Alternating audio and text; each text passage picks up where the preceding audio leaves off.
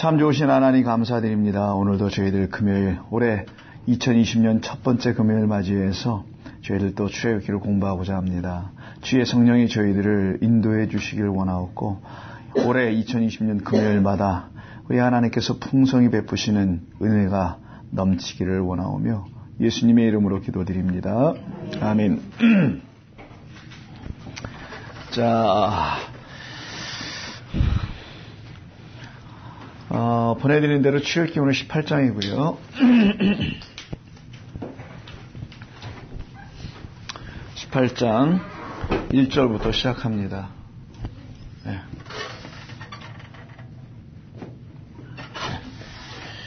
자, 다 읽어보시라고 전제하고요. 곧바로 들어갑니다. 모세의 장인이며 미디안 제사장 이드로가 하나님이 모세에게 자기 백성 이스라엘에게 하신 일 곧 여호와께서 이스라엘 애굽에서 인도하여 내신 모든 일을 들으니라. 자, 요즘 상황은 지금 출애굽 이후잖아요. 출애굽해서 광야에서 지금 만나는 거죠. 누구를 만나냐면 모세의 장인이라고 하는 미디안 제사장 이드로라는 사람을 만나게 됩니다.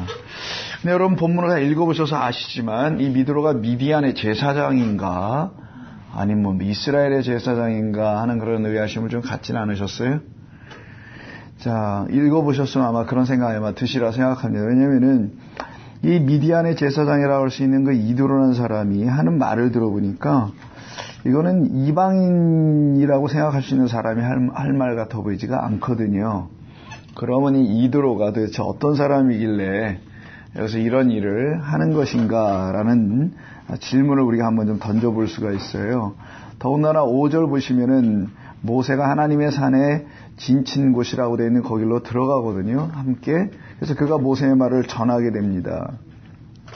뭐 이런 일이 쭉 나와요. 그리고 더 구체적으로는 11절에 보시면은 모세가 쭉 얘기했거든요. 내가 알았도다. 여호와는 모든 어떤 신보다 크심으로 이스라엘에게 교만하게 행하는 그들을 이기셨도다.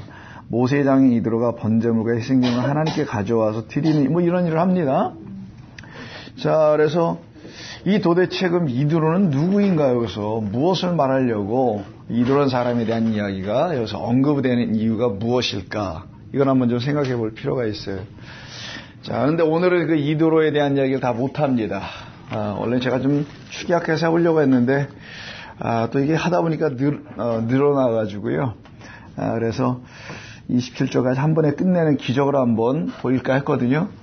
근데 도저히 그러지 못하고 오늘 4절까지만 하겠습니다.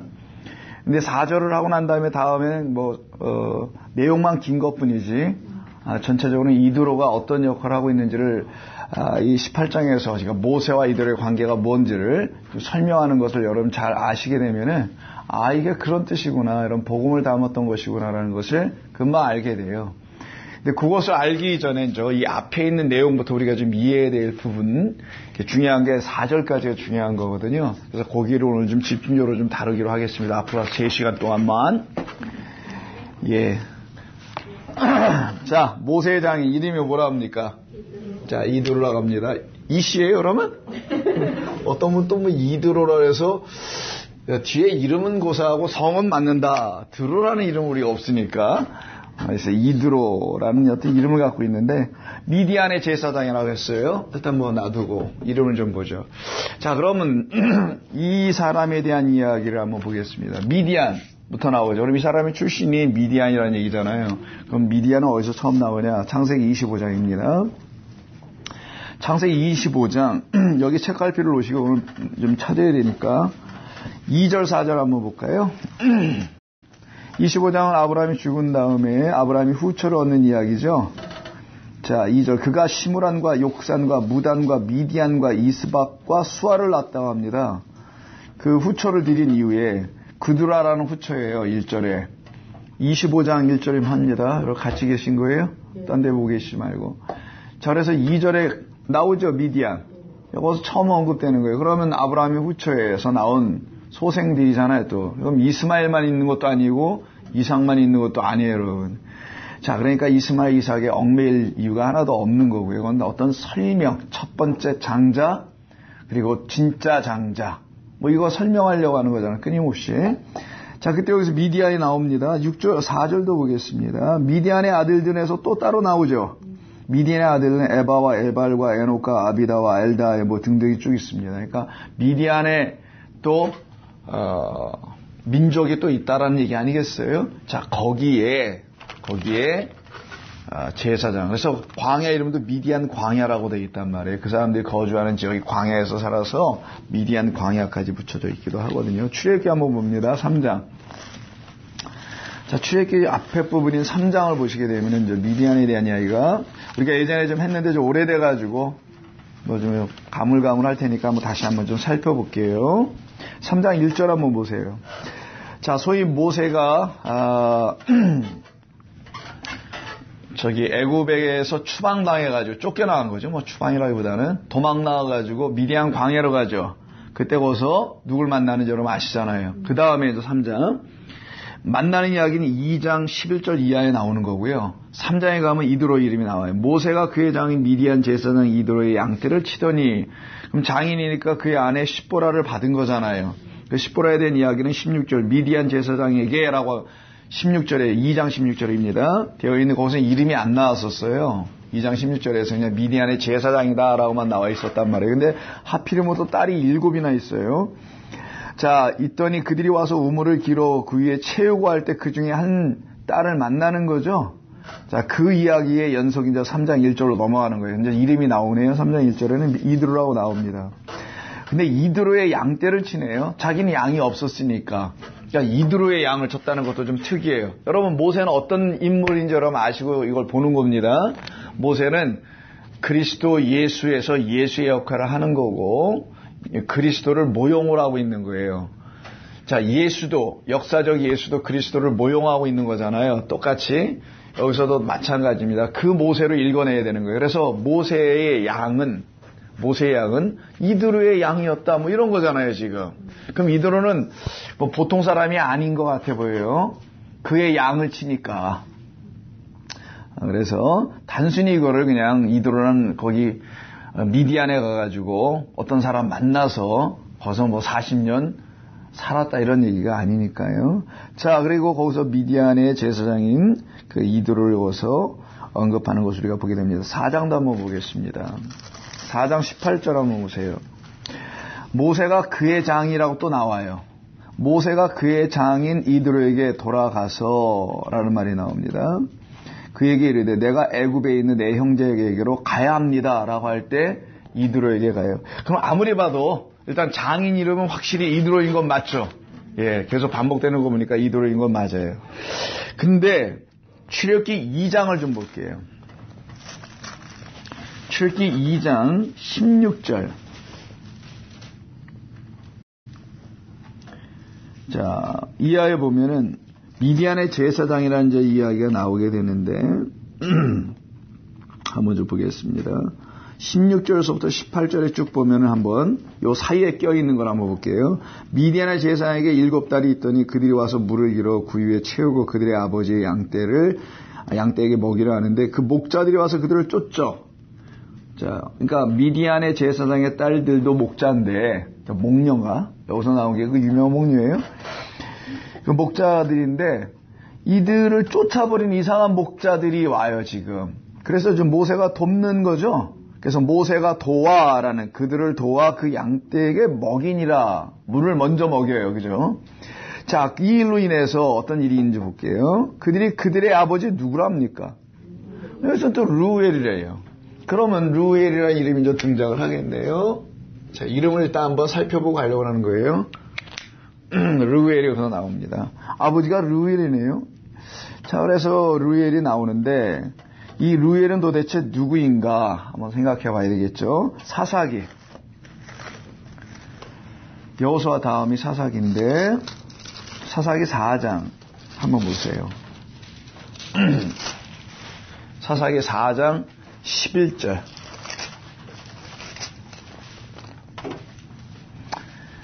자, 드보라와 관련된 이야기일 겁니다, 아마. 자, 거기에 이런 이야기가 하나 기록이 돼 있어요. 모세의 장인에 대한 이야기가 기록되어 있는데 11절 모세의 장인 호밥의 자손 이렇게 돼 있어요. 그럼 모세의 장인 이름이 뭐라는 거예요? 호밥. 자, 호밥이었죠, 예전에. 호박도 아니고 무슨 밥도 아니고 호박으로 만든 밥은 아니고 호밥이라고 돼 있어요, 일단요. 여기서는 또 호밥이네. 그럼 모세의 장인 호밥의 자손 중 이렇게 쭉 나가잖아요. 그럼 일단 모세의 장인이에요. 이게 전부 다 장인들이에요. 모세의 장인. 자, 모세의 장인들인데 이름이 이드로에서 시작해서 루엘에서 이제는 호박까지 왔어요. 그럼 도대체 이거 어떻게 되는 거예요? 자, 여기까지도 그래도 괜찮아요. 괜찮은데, 자, 민수기 10장. 누가 여러분들 시비 걸면 이런 거 갖고 얘기하지 말라고 알려드리는 거예요. 모세 장인 이름이 여럿이 나오는데 이런 거 갖고 쓸데없는 에너지 소모하고 싶어 하시는 그 동무들이 좀 계시잖아요.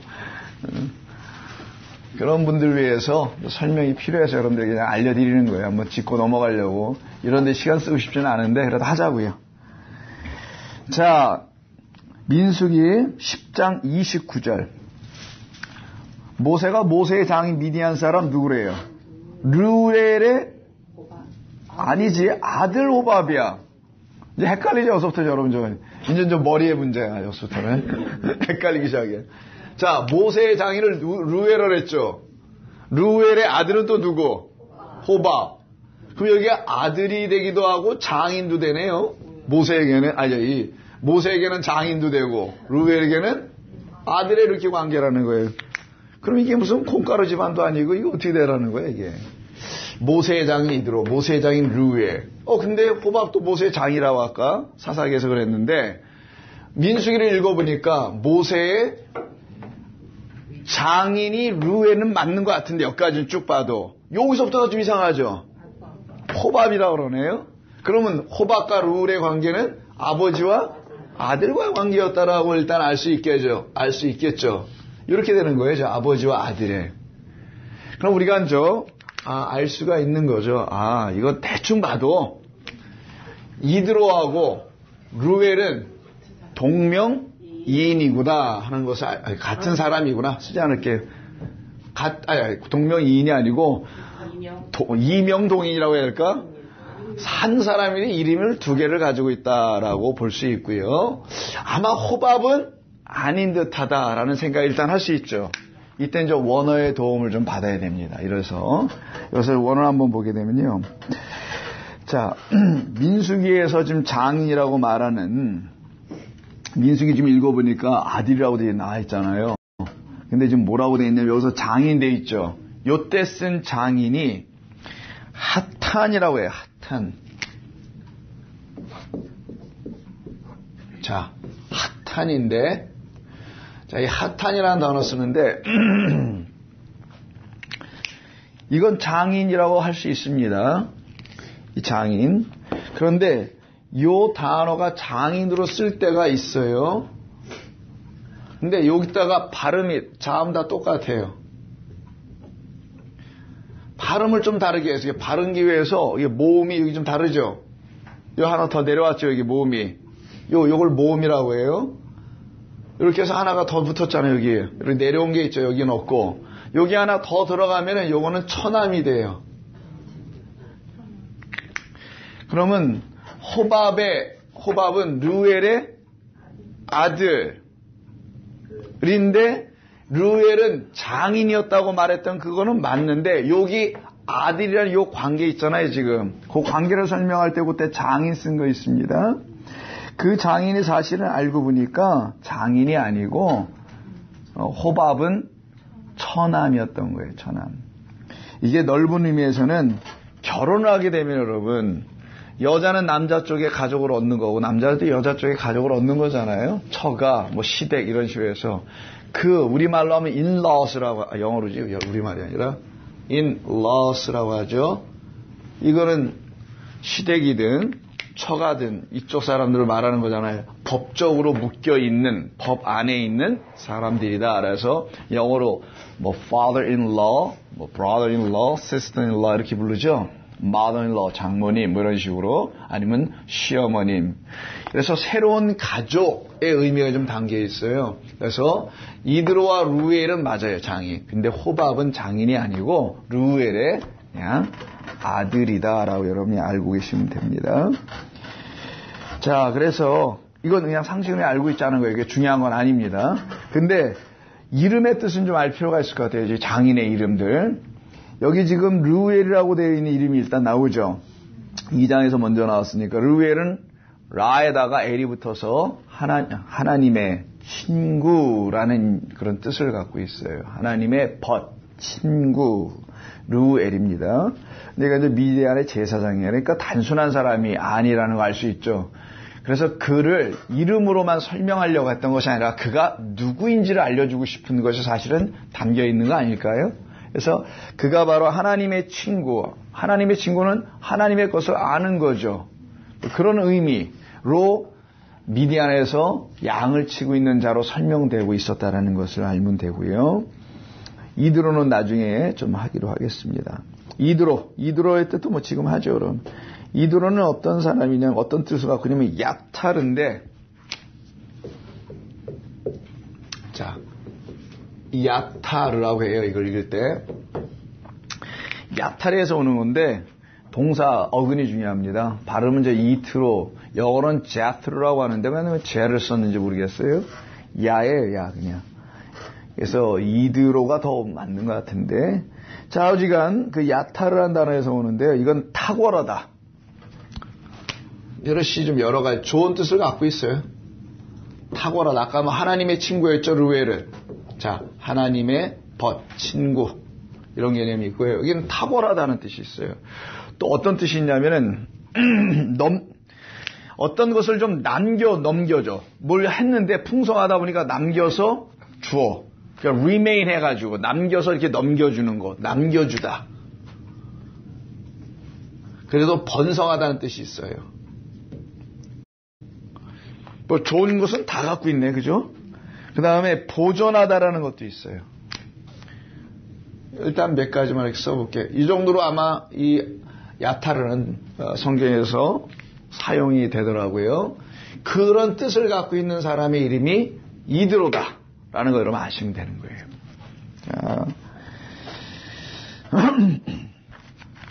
그런데 본문은, 자, 여러분 다시 한번 18장을 한번 가보시면요. 여러분이 읽으시면서 혹시 눈치를 채셨는지 모르겠습니다만은 가장 많이 반복되는 단어가 나온다면은 그게 가장 중요하다는 건 알고 계시죠? 그래서 가장 많이 반복되는 건 중요한 것이다. 그럼 여기서 가장 많이 반복되는 말이 뭘까요? 18장에서 쭉 읽어보니까. 읽어본 제가 그냥 얘기해보면은 모세의 장이란 말이 나와요. 자, 1절에도 나오죠. 2절 나오죠. 그 다음에 5절 또 12번 나와요. 뭐 만어 좌우지간 굉장히 많이 나와요. 맨 앞에만 보면 뭐 15절도 나오고 14절도 나오고 쭉쭉 나와요. 그죠? 12절도 나오고 대략만 이렇게 봐도 상당히 많이 나와요. 어쨌든 한 12번 나오는 거거든요. 상당히 많이 나옵니다. 많이 나오는 것은 중요하다는 걸 말하는. 그러면 이 모세의 장인 이드로가 여기서 어떤 일을 하죠. 그 하는 것과 그 모세 이드로의 장인의 그 중요성은 연결되어 관련이 있을 것이다라는 것을 알 수 있습니다. 여러분이 아마 이렇게 알려진 거 천부장 뭐 백부장 이런 거 세우는 거 있죠. 그게 여기 또 여기 13절 이하에 있는 거거든요. 그럼 뭐 다음 주에 하겠습니다만은. 자, 그러면 1절에서 지금은 우리가 먼저 이름을 한번 생각해 본 거고요. 감기 들으셨나? 1절에서 우리가 보는 거는 이름을 집중하러 본 거고요.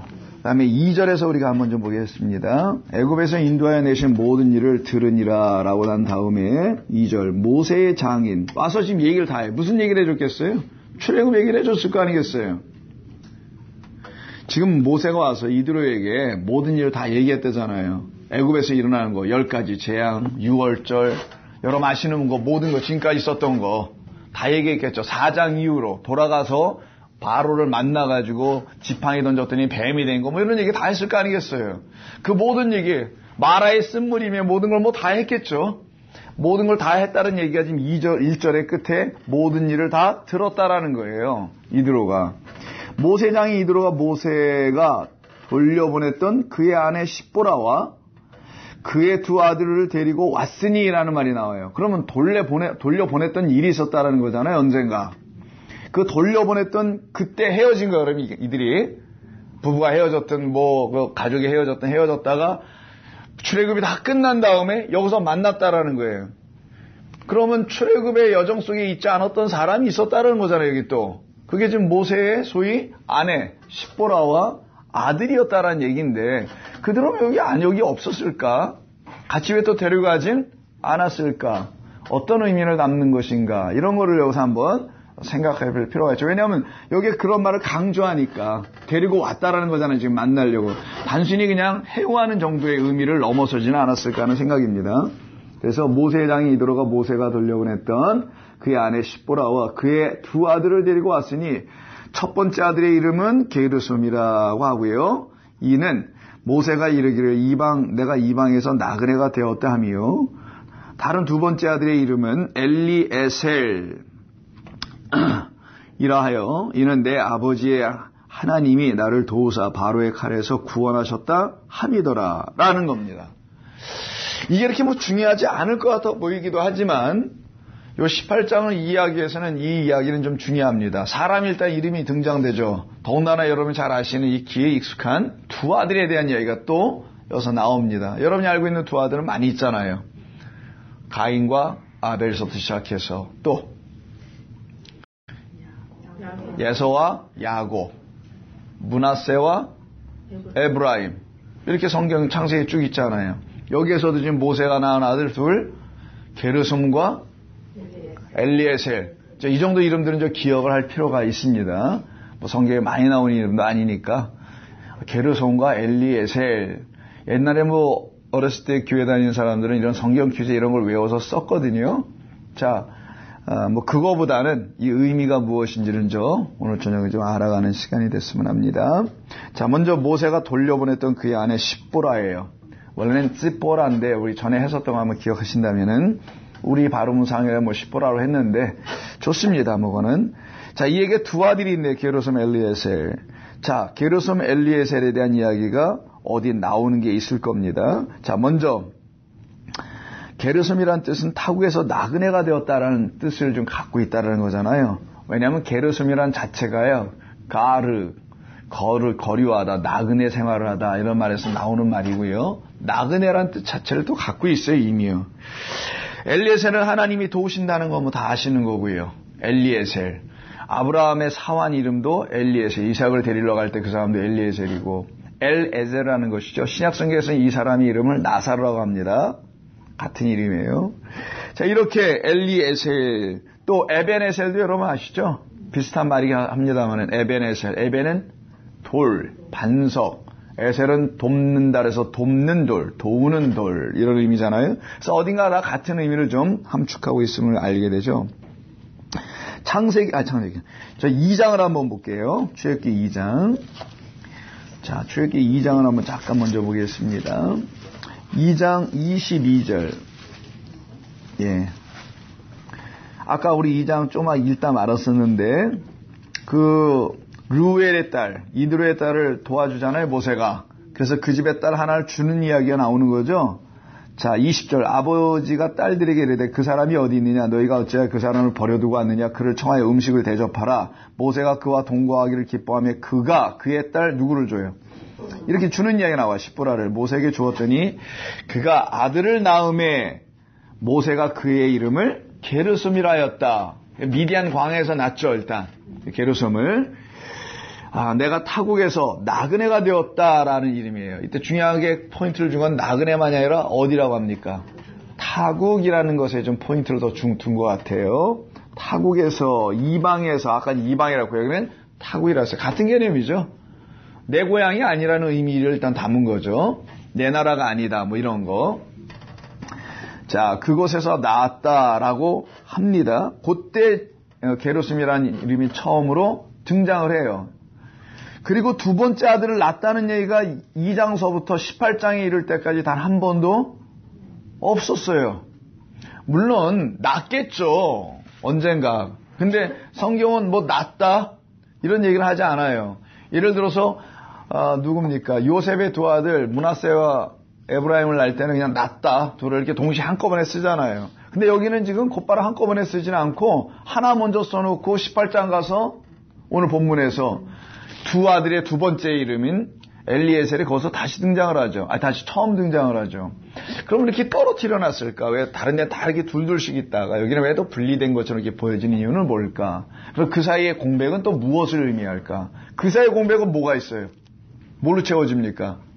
2장서부터 시작해서 18장 여기까지는 한마디로 말하면은 홍해 넘어가는 출애굽의 이야기가 담겨 있는 거잖아요. 출애굽에 담겨 있는 이유, 그 담겨 있는 그 사건 이후에 게르솜이 아닌 엘리에셀이 등장한다는 것은 우리에게 뭔가를 힌트하는 바는 있지 않을까요? 그 아들의 출생이, 그 아들의 나옴이라는 것이 단순히 그냥 태어나는 이야기를 말하려고 했더라면 묶어서 그냥 할 수도 있었는데 굳이 출애굽을 놓고 출애굽 이전에는 게르솜이고 출애굽 이후에는 엘리에셀이라는 걸 이렇게 놓은 거 보니까 그런 의미가 있나 보다라는 거 여러분 이제는 좀 느껴질 수 있겠죠.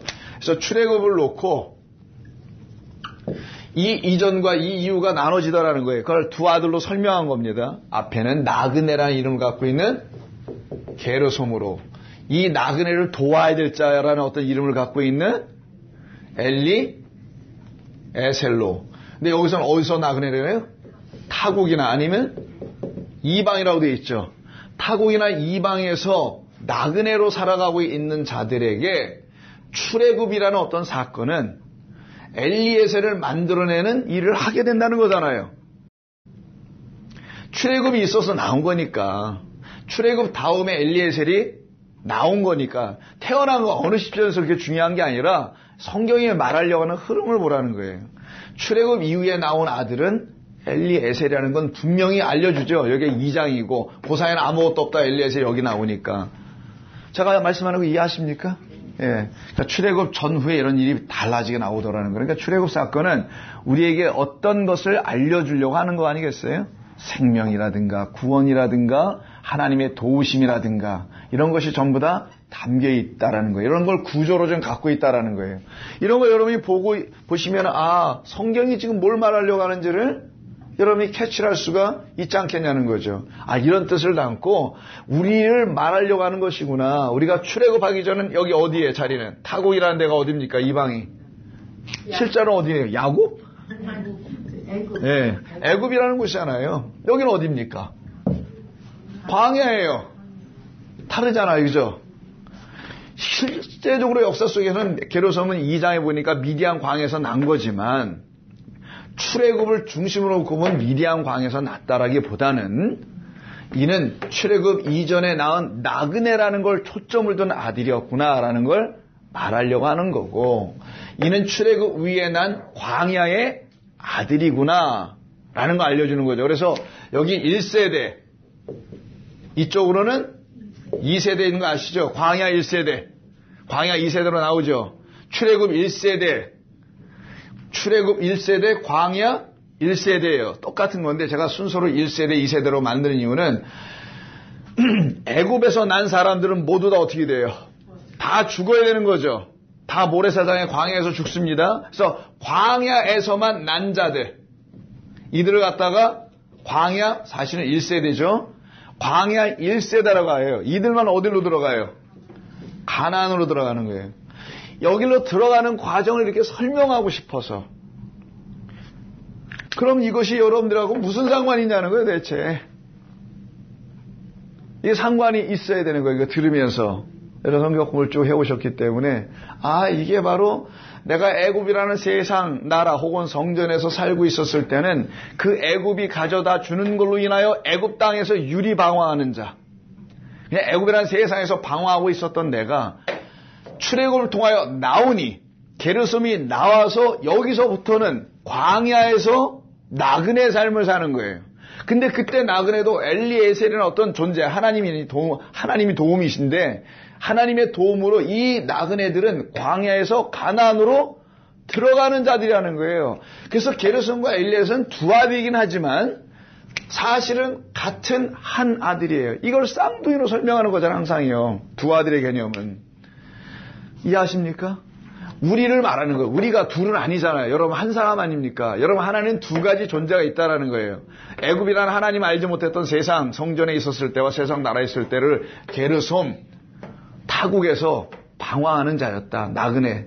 말 그대로 정처 없는 자였는데 주님의 여기 출애굽의 어린 양의 죽음이 있죠. 어린 양의 죽음이 내 안에 들어옴으로 게르솜 끝나고 엘리에셀이라는 새 이름으로 이제는 광야에서 하나님과 함께 걷는 자 이걸로 만들어 가신다. 하나님이 도우시기 때문이다. 이걸 설명하는 거예요. 그래서 두 아들에 대한 개념이 나옵니다. 이 두 아들에 대한 이야기가 여기서 지금 언급이 되는데 이때 이 두 아들을 데리고 나오신 양반이 계시잖아요. 누구예요? 장인이 물론 데리고 나옵니다. 함께 온 사람이 있죠? 엄마죠. 2절. 모세장인 이드로가 모세에게 돌려보냈던 누구를 보내요? 그의 안에 먼저 나오죠. 십보라가 나와요. 십보라와 또 누구? 두 아들 딱 돼 있어요. 자, 그럼 이쪽을 한번 먼저 지우겠습니다. 자, 그러면 4장을 한번 열어보세요. 4장 18절인가 19절인가 그쯤부터 좀 보시면은 어떤 한 사건이 나옵니다. 무슨 사건이죠? 이게 예전에? 모세 뭐 이렇게 피의 남편이라. 맞아. 피남편. 피의 남편? 피해 입었어요? 피의. 자, 피남편 그냥 준말로. 자, 17절, 18절 이후에 쭉 나오는 거죠. 그 중에서 여러분 그냥 중간 생략하고 22절 이후에 보면 너는 바로에게 이르기를 모세에게 시키는 거야. 하나님께서 바로에게 이르기를 자, 장인과 헤어지는 거잖아요. 지금 18절에서는 4장 18절에서는 이드로와 헤어지는 거죠. 아셨으면 고개라도 한번 이렇게 흔들어 주시면. 혹시 다른 데 보고 계시나 해서 제가 여러분 우리 한국 사람들이 반응을 안 하는 건 알고 있지만 상당히 안 하네. 자, 헤어졌어요. 여기서 이드로가 나오는 거예요. 그리고 난 다음에 모세는 하나님 불러서 하나님이 어떤 일을 시키시죠. 그게 바로에게 보내는 거잖아요. 여기 중요한 겁니다. 4장 우리가 오래전에 했기 때문에 여러분 아마 다 지금은 잊어버릴 수도 있을 것 같아서 다시 한번 상기하려고 하는 거니까 한번 오늘 따라와 보세요. 자, 모세가 이제 헤어지고 돌아옵니다. 그 광야에서 애굽으로 갑니다. 21절. 자, 가게 되고요. 22절. 너는 바로에게 이르기를 여호와의 말씀에 이스라엘은 내 아들 내 장자라. 이렇게 얘기하세요. 이스라엘은 내 아들이야. 내 아들만이 아니라 그냥 장자야. 그럼 이스라엘 전체가 장자라는 거잖아요. 통째로. 뭐 이런 장자들이 어디 있어요 도대체? 어떤 걸 설명하려고 하니까 이런 장자란 말 쓰는 거죠. 생각해보면 이게 어떻게 장자는 하나인데 물론 이스라엘 전체가 어떻게 장자가 돼? 이런 생각이 들어오죠. 그러니까 하나님은 이스라엘을 당신의 첫 번째 것 장자로 취하신다는 거예요. 자, 이 장자 얘기가 나옵니다. 내가 내게 이르기를 내 아들을 보내주어 나를 섬기게 하라 하여도 내가 보내주기를 거절하니 내가 내 아들 내 장자를 죽이리라. 여기서 너라고 하는 내는 바로예요. 지금 죽이리라 하셨다 하라. 이거 와서 얘기하라는 거예요. 바로에게. 바로에게 모세야. 바로한테 가서 얘기해. 나의 백성 우리의 백성 이스라엘은 하나님의 장자고 당신의 백성 당신의 아들들 장자는 안 보내주면 다 죽어. 이런 얘기 하라는 거예요. 다시 한번 잘 보세요. 23절. 내가 내게 이르기를 내 아들을 보내어 주어 나를 섬기게 하라. 내 아들들은 나를 섬기는 종들이라는 거잖아요. 하여도 내가 보내주기를 거절하니 내가 내 아들 내 장자를 죽이리라 하셨다 하라 하시니라. 모세가 길을 가다가 숙소에 있을 때 이 말을 일단 들었어요. 모세는. 그리고 이제 가고 있는 거예요. 어딜로? 애굽으로 가고 있는 거예요. 이 말 되는 줄 해야 되니까. 가고 있는데 갑자기 여호와께서 그를 만나서 밑도 끝도 없이 그를 죽이려고 해요. 아니 사명을 줬는데 뭐 일을 시켰는데 죽여버리면 어떻게 해. 참 이상하죠. 이거 왜 그런 건지 기억나시나요? 그러니까 오래됐어요. 이게 사실상 상당히 그죠. 오늘 다시 한번 이해를 한번 해보자고요. 근데 죽이려고 그래요. 이게 왜 그런지 이게 갑자기 모세를 죽이려고 합니다. 그러면 여기 이야기는 모세의 죽음에 대한 이야기죠. 자, 모세를 죽이려고 하는 거니까 모세의 죽음에 대한 이야기를 하는 겁니다. 일단 거기서부터 시작. 누굴 죽이려고 찾아오셨어요? 모세. 근데 십보라가 어떻게 합니까? 누구를? 모세의 것을?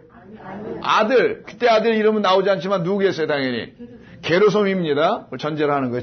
자, 일단은 누구의 죽음이냐? 모세의 죽음을 얘기하는 거예요. 근데 십보라가 아들의 포피니까 게르솜에 할례를 시켜요. 이거 할례 아니에요, 이거. 할례를 시켜서 26절 끝에 가면 할례라는 말이 나와요. 이것은 할례라고. 할례를 시켜. 할례는 뭐예요? 죽음입니다. 제거시키는 거니까, 잘라내는 것이니까 생식기를 제거하면 생명이 연장되지 않잖아요. 자기라는 생명이 더 이상 자기로 끝나는 거잖아요. 씨를 못 주면 자기로 끝나는 거. 씨를 줘야 자기가 계속해서 뭐 하는 거? 살아있는 것을 말하는 거예요. 그래서 씨를 계속 준다는 거예요. 근데 이거 씨를 못 주게 하니까 게르솜을 죽인다는 거예요. 게르솜의 죽음이라고 합시다, 그러면. 근데 게르솜의 죽음이 목적이었었어요? 아니죠. 누구의 죽음이에요? 모세의 죽음이라는 걸 전제 꼭 하라는 거예요.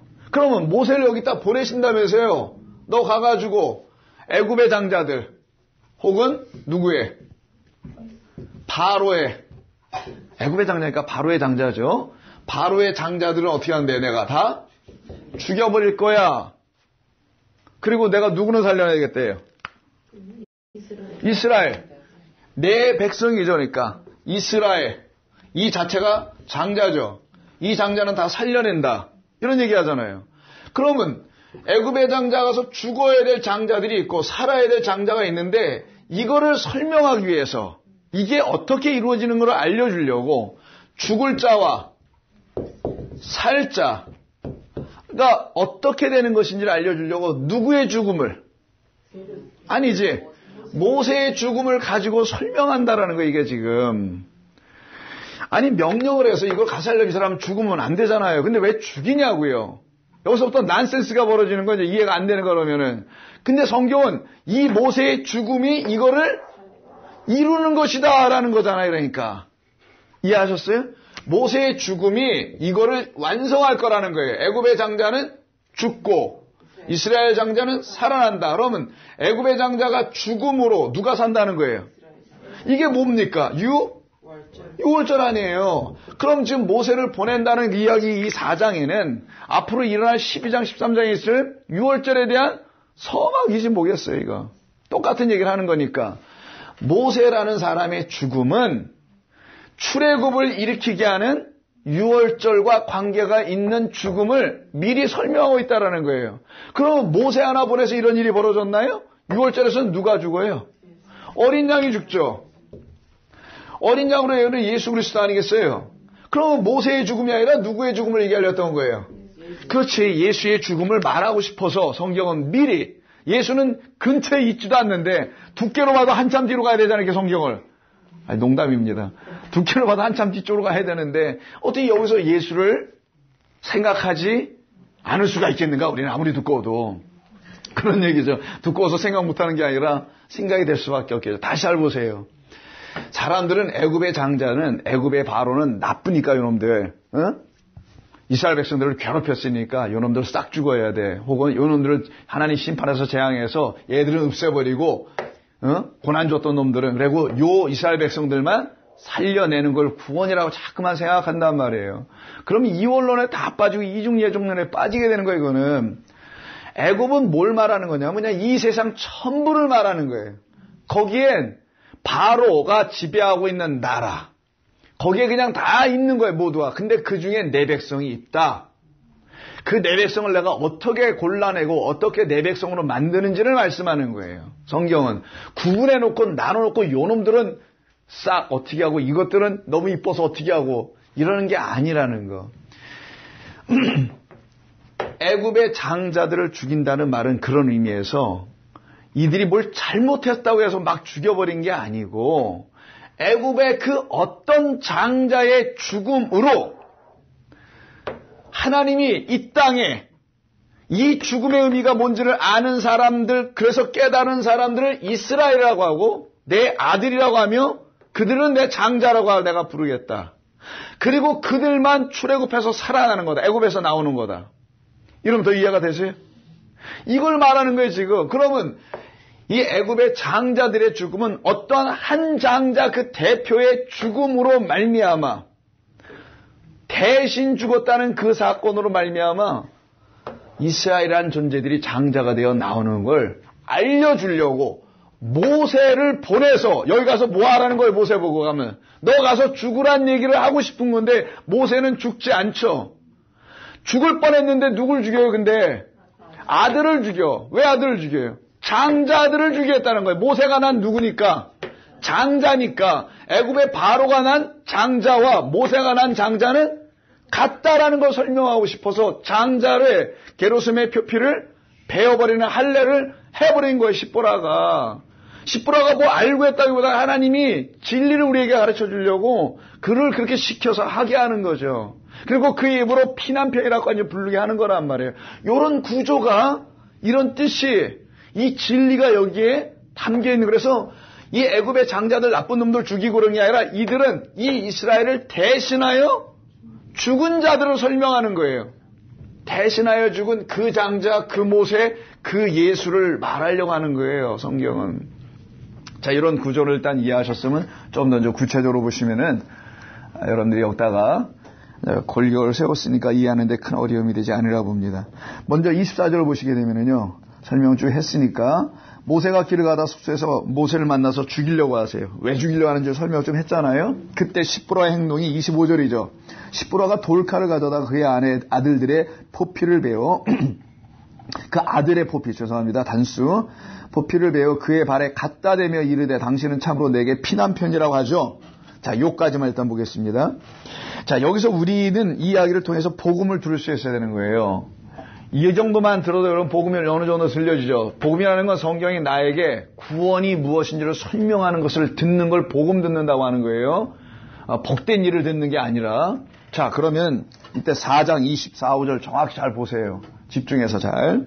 이거 이해 못하면 안 됩니다. 뭐 이해 못한다면 이걸 가지고 성경이 말하는 걸 알아들어줘야 된다는 거예요.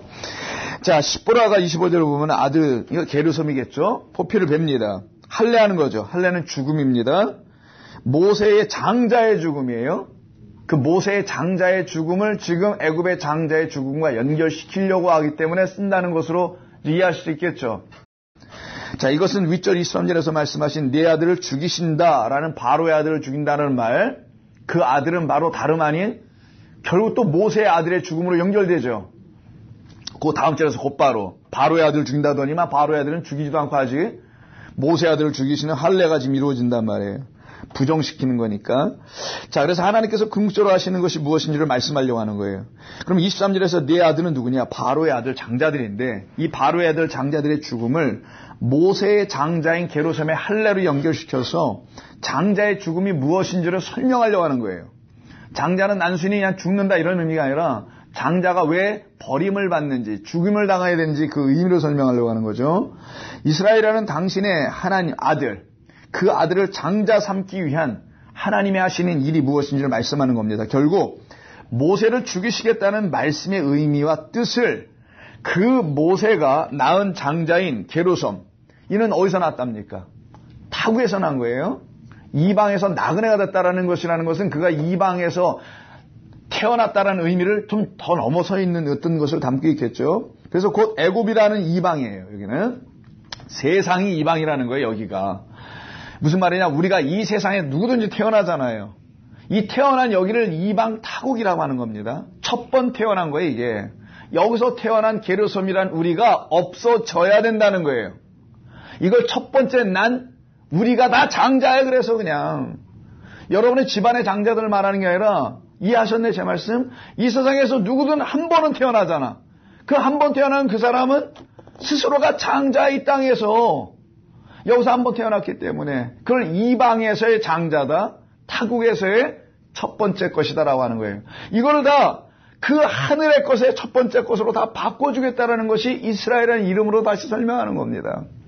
우리가 가야 할 곳, 우리가 누구인지를, 우리가 본래 어떤 이름을 갖고 이 땅에 온 것인지를, 누구로 다시 회복을 해야 된다는 것인지를 가르쳐주고 싶은 거야, 하나님은요. 자, 그래서 이방에서 나그네 되었던 모세가 낳은 아들 게르솜은 바로 애굽에서 낳은 것이라는 거예요. 이제 제 설명 이해하세요? 미디안에서 난 거 분명히 맞지만 사실은 설명을 보니까 여기서 난 거예요. 그래서 학교 다닐 때도 국어 시간에는 안 졸았나 보네요. 이게 다 이해하시는 거 보니까. 제가 설명 제가 써놓고 이거 설명 못할 것 같은데 어려울 수도 있는데 이거 까딱 잘못하면 완전히 헤맬 수 있는데 우리 교인들. 그런데다 제가 오늘 밤에 절당이 좀 와가지고 그래서 하겠습니다. 자, 그래서 어디에요? 바로의 장자 어떤 것이냐 좀 더 가봅니다. 그래서 우리는 이 땅에서 이 땅이란 타국 이방에서 태어난 게르솜과 같은 장자가 우리다라는 거. 제가 모세 설명할 때 예수님, 게르솜 설명할 때 애굽에서 난 장자 곧 우리까지 연결해서 생각하라는 거. 여러분 머릿속에는 나, 이 세상, 이방, 땅, 타국. 여기는 우리가에게는 타국이에요. 여기 미국이 타국이 한국이 본국이 아니라 이 세상이 타국이란 말이에요. 그래서 본향을 향하여 걸어가는 나그네가 딱 됐을 땐 그가 여기가 진짜 타국인지를 알았을 때라는 것이지 본향이 어딘지도 모르고 걸어가면 그건 타국이 어딘지도 모르고 아무것도 모르는 거고. 우리 교인들 수준이 굉장히 높네. 이걸 다 이해했단 말이야.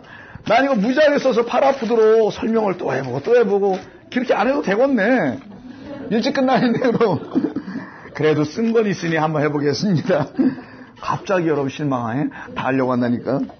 자, 그래서 이방에서 나그네 되었던 모세가 낳은 아들 게르솜은 바로 애굽에서 낳은 것이라는 걸 말하는 거예요. 자, 여기까지 따라오셨어요, 그러면은.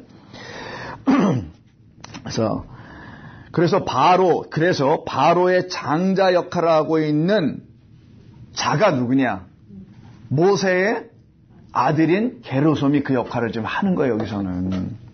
그걸 설명해주고 싶어서 우리라는 애굽에서의 아들들을 장자들, 이 땅에서 한 번 딱 태어난 건 장자니까 두 번 태어나면 차자가 되지만 이 땅에서 한 번 태어나야 된단 말이에요. 근데 잘못된 교회는 자꾸만 태어나라 해가지고 몇 번씩 거듭나는데 한 번 태어나는 거여선 그런 나라는 이 땅의 한 존재가 완전히 다른 존재로 거듭나는 것이지 맨날 무슨 born-again하고 막 그러는 게 아니란 말이에요.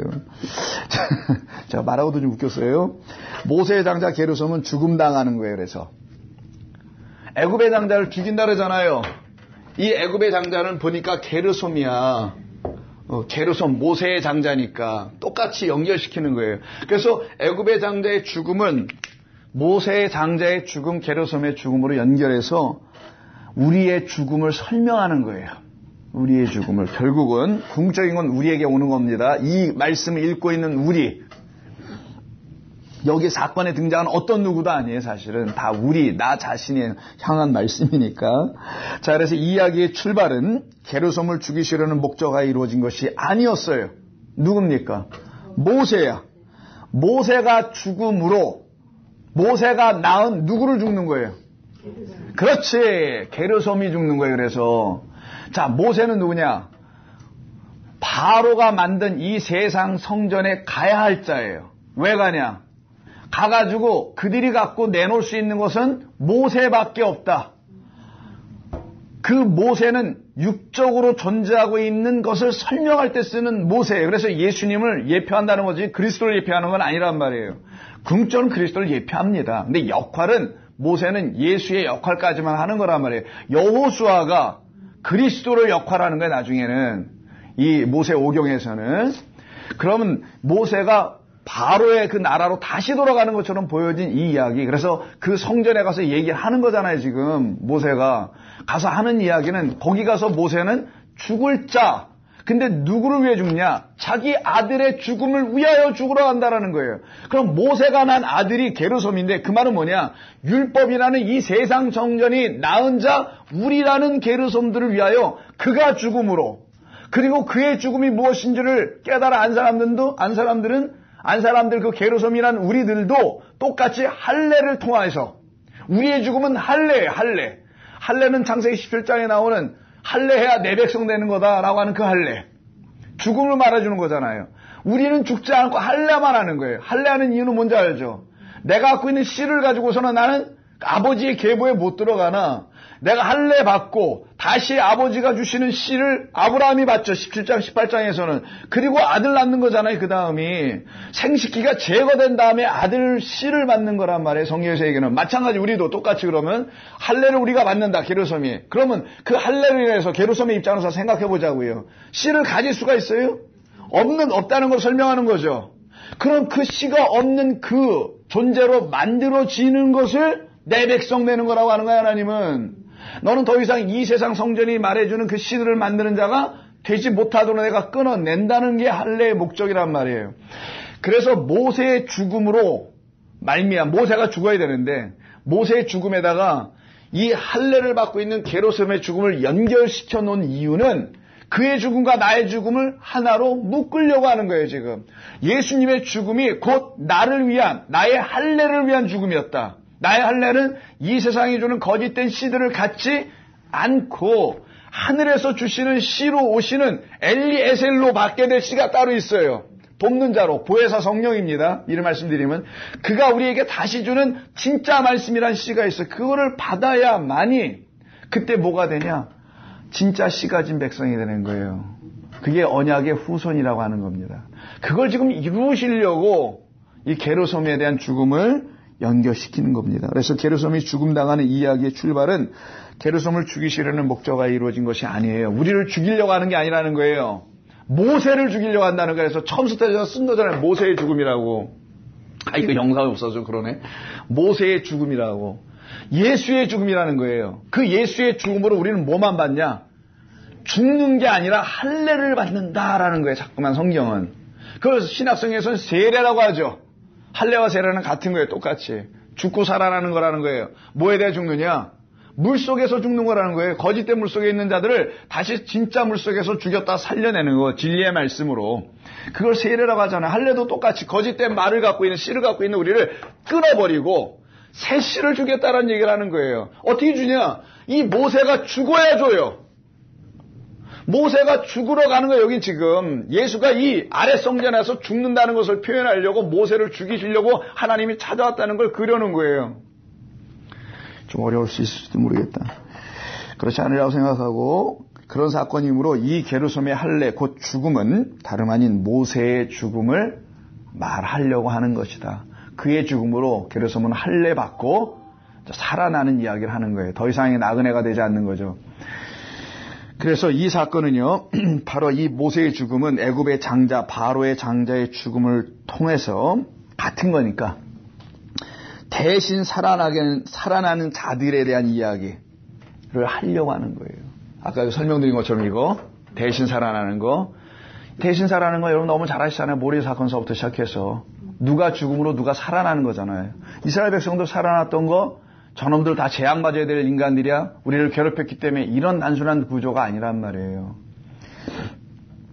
그들의 죽음으로 인하여 그 장자의 죽음으로 인하여 예수의 죽음으로 인하여 모세의 죽음으로 인하여 모세를 죽이러 왔으니까 이건 죽는 거예요. 하나님이 죽이러 왔기 때문에. 근데 그가 죽었다라는 것의 의미가 뭔지를 설명해야 될 거 아니겠어요. 죽여버리면 이거 그 다음에 설명 도구가 없어지잖아요. 하나님 벌점해 주잖아요. 죽여놓으면 또 다른 모세 만들어 올 수도 없고. 이걸 깨달아 알게 하는 거예요. 이거 모세는 죽은 거나 다름은 없는데 이 죽음을 그 아들의 죽음을 하나님은 참 지혜롭게 바꾸시면서 모세가 낳은 아들, 율법 성전이 낳은 아들, 이 세상이 낳은 아들, 나라는 게르솜을, 우리라는 게르솜을 어떻게 살리시려고 하는지를 말하려고 하시는 거였구나라는 걸 이제 우리가 알아들을 수 있어요. 물론 이제 오늘 지나부터 다 잊어버리겠지만 그래도 오늘만 알아들으면 돼요. 왜냐하면 하나님의 말씀 그때 깨달으면 되는 거예요. 이걸 뭐 암기하는 게 아니니까. 치매 걸려도 괜찮다니까. 그냥 그때 깨달으면 돼, 마음을.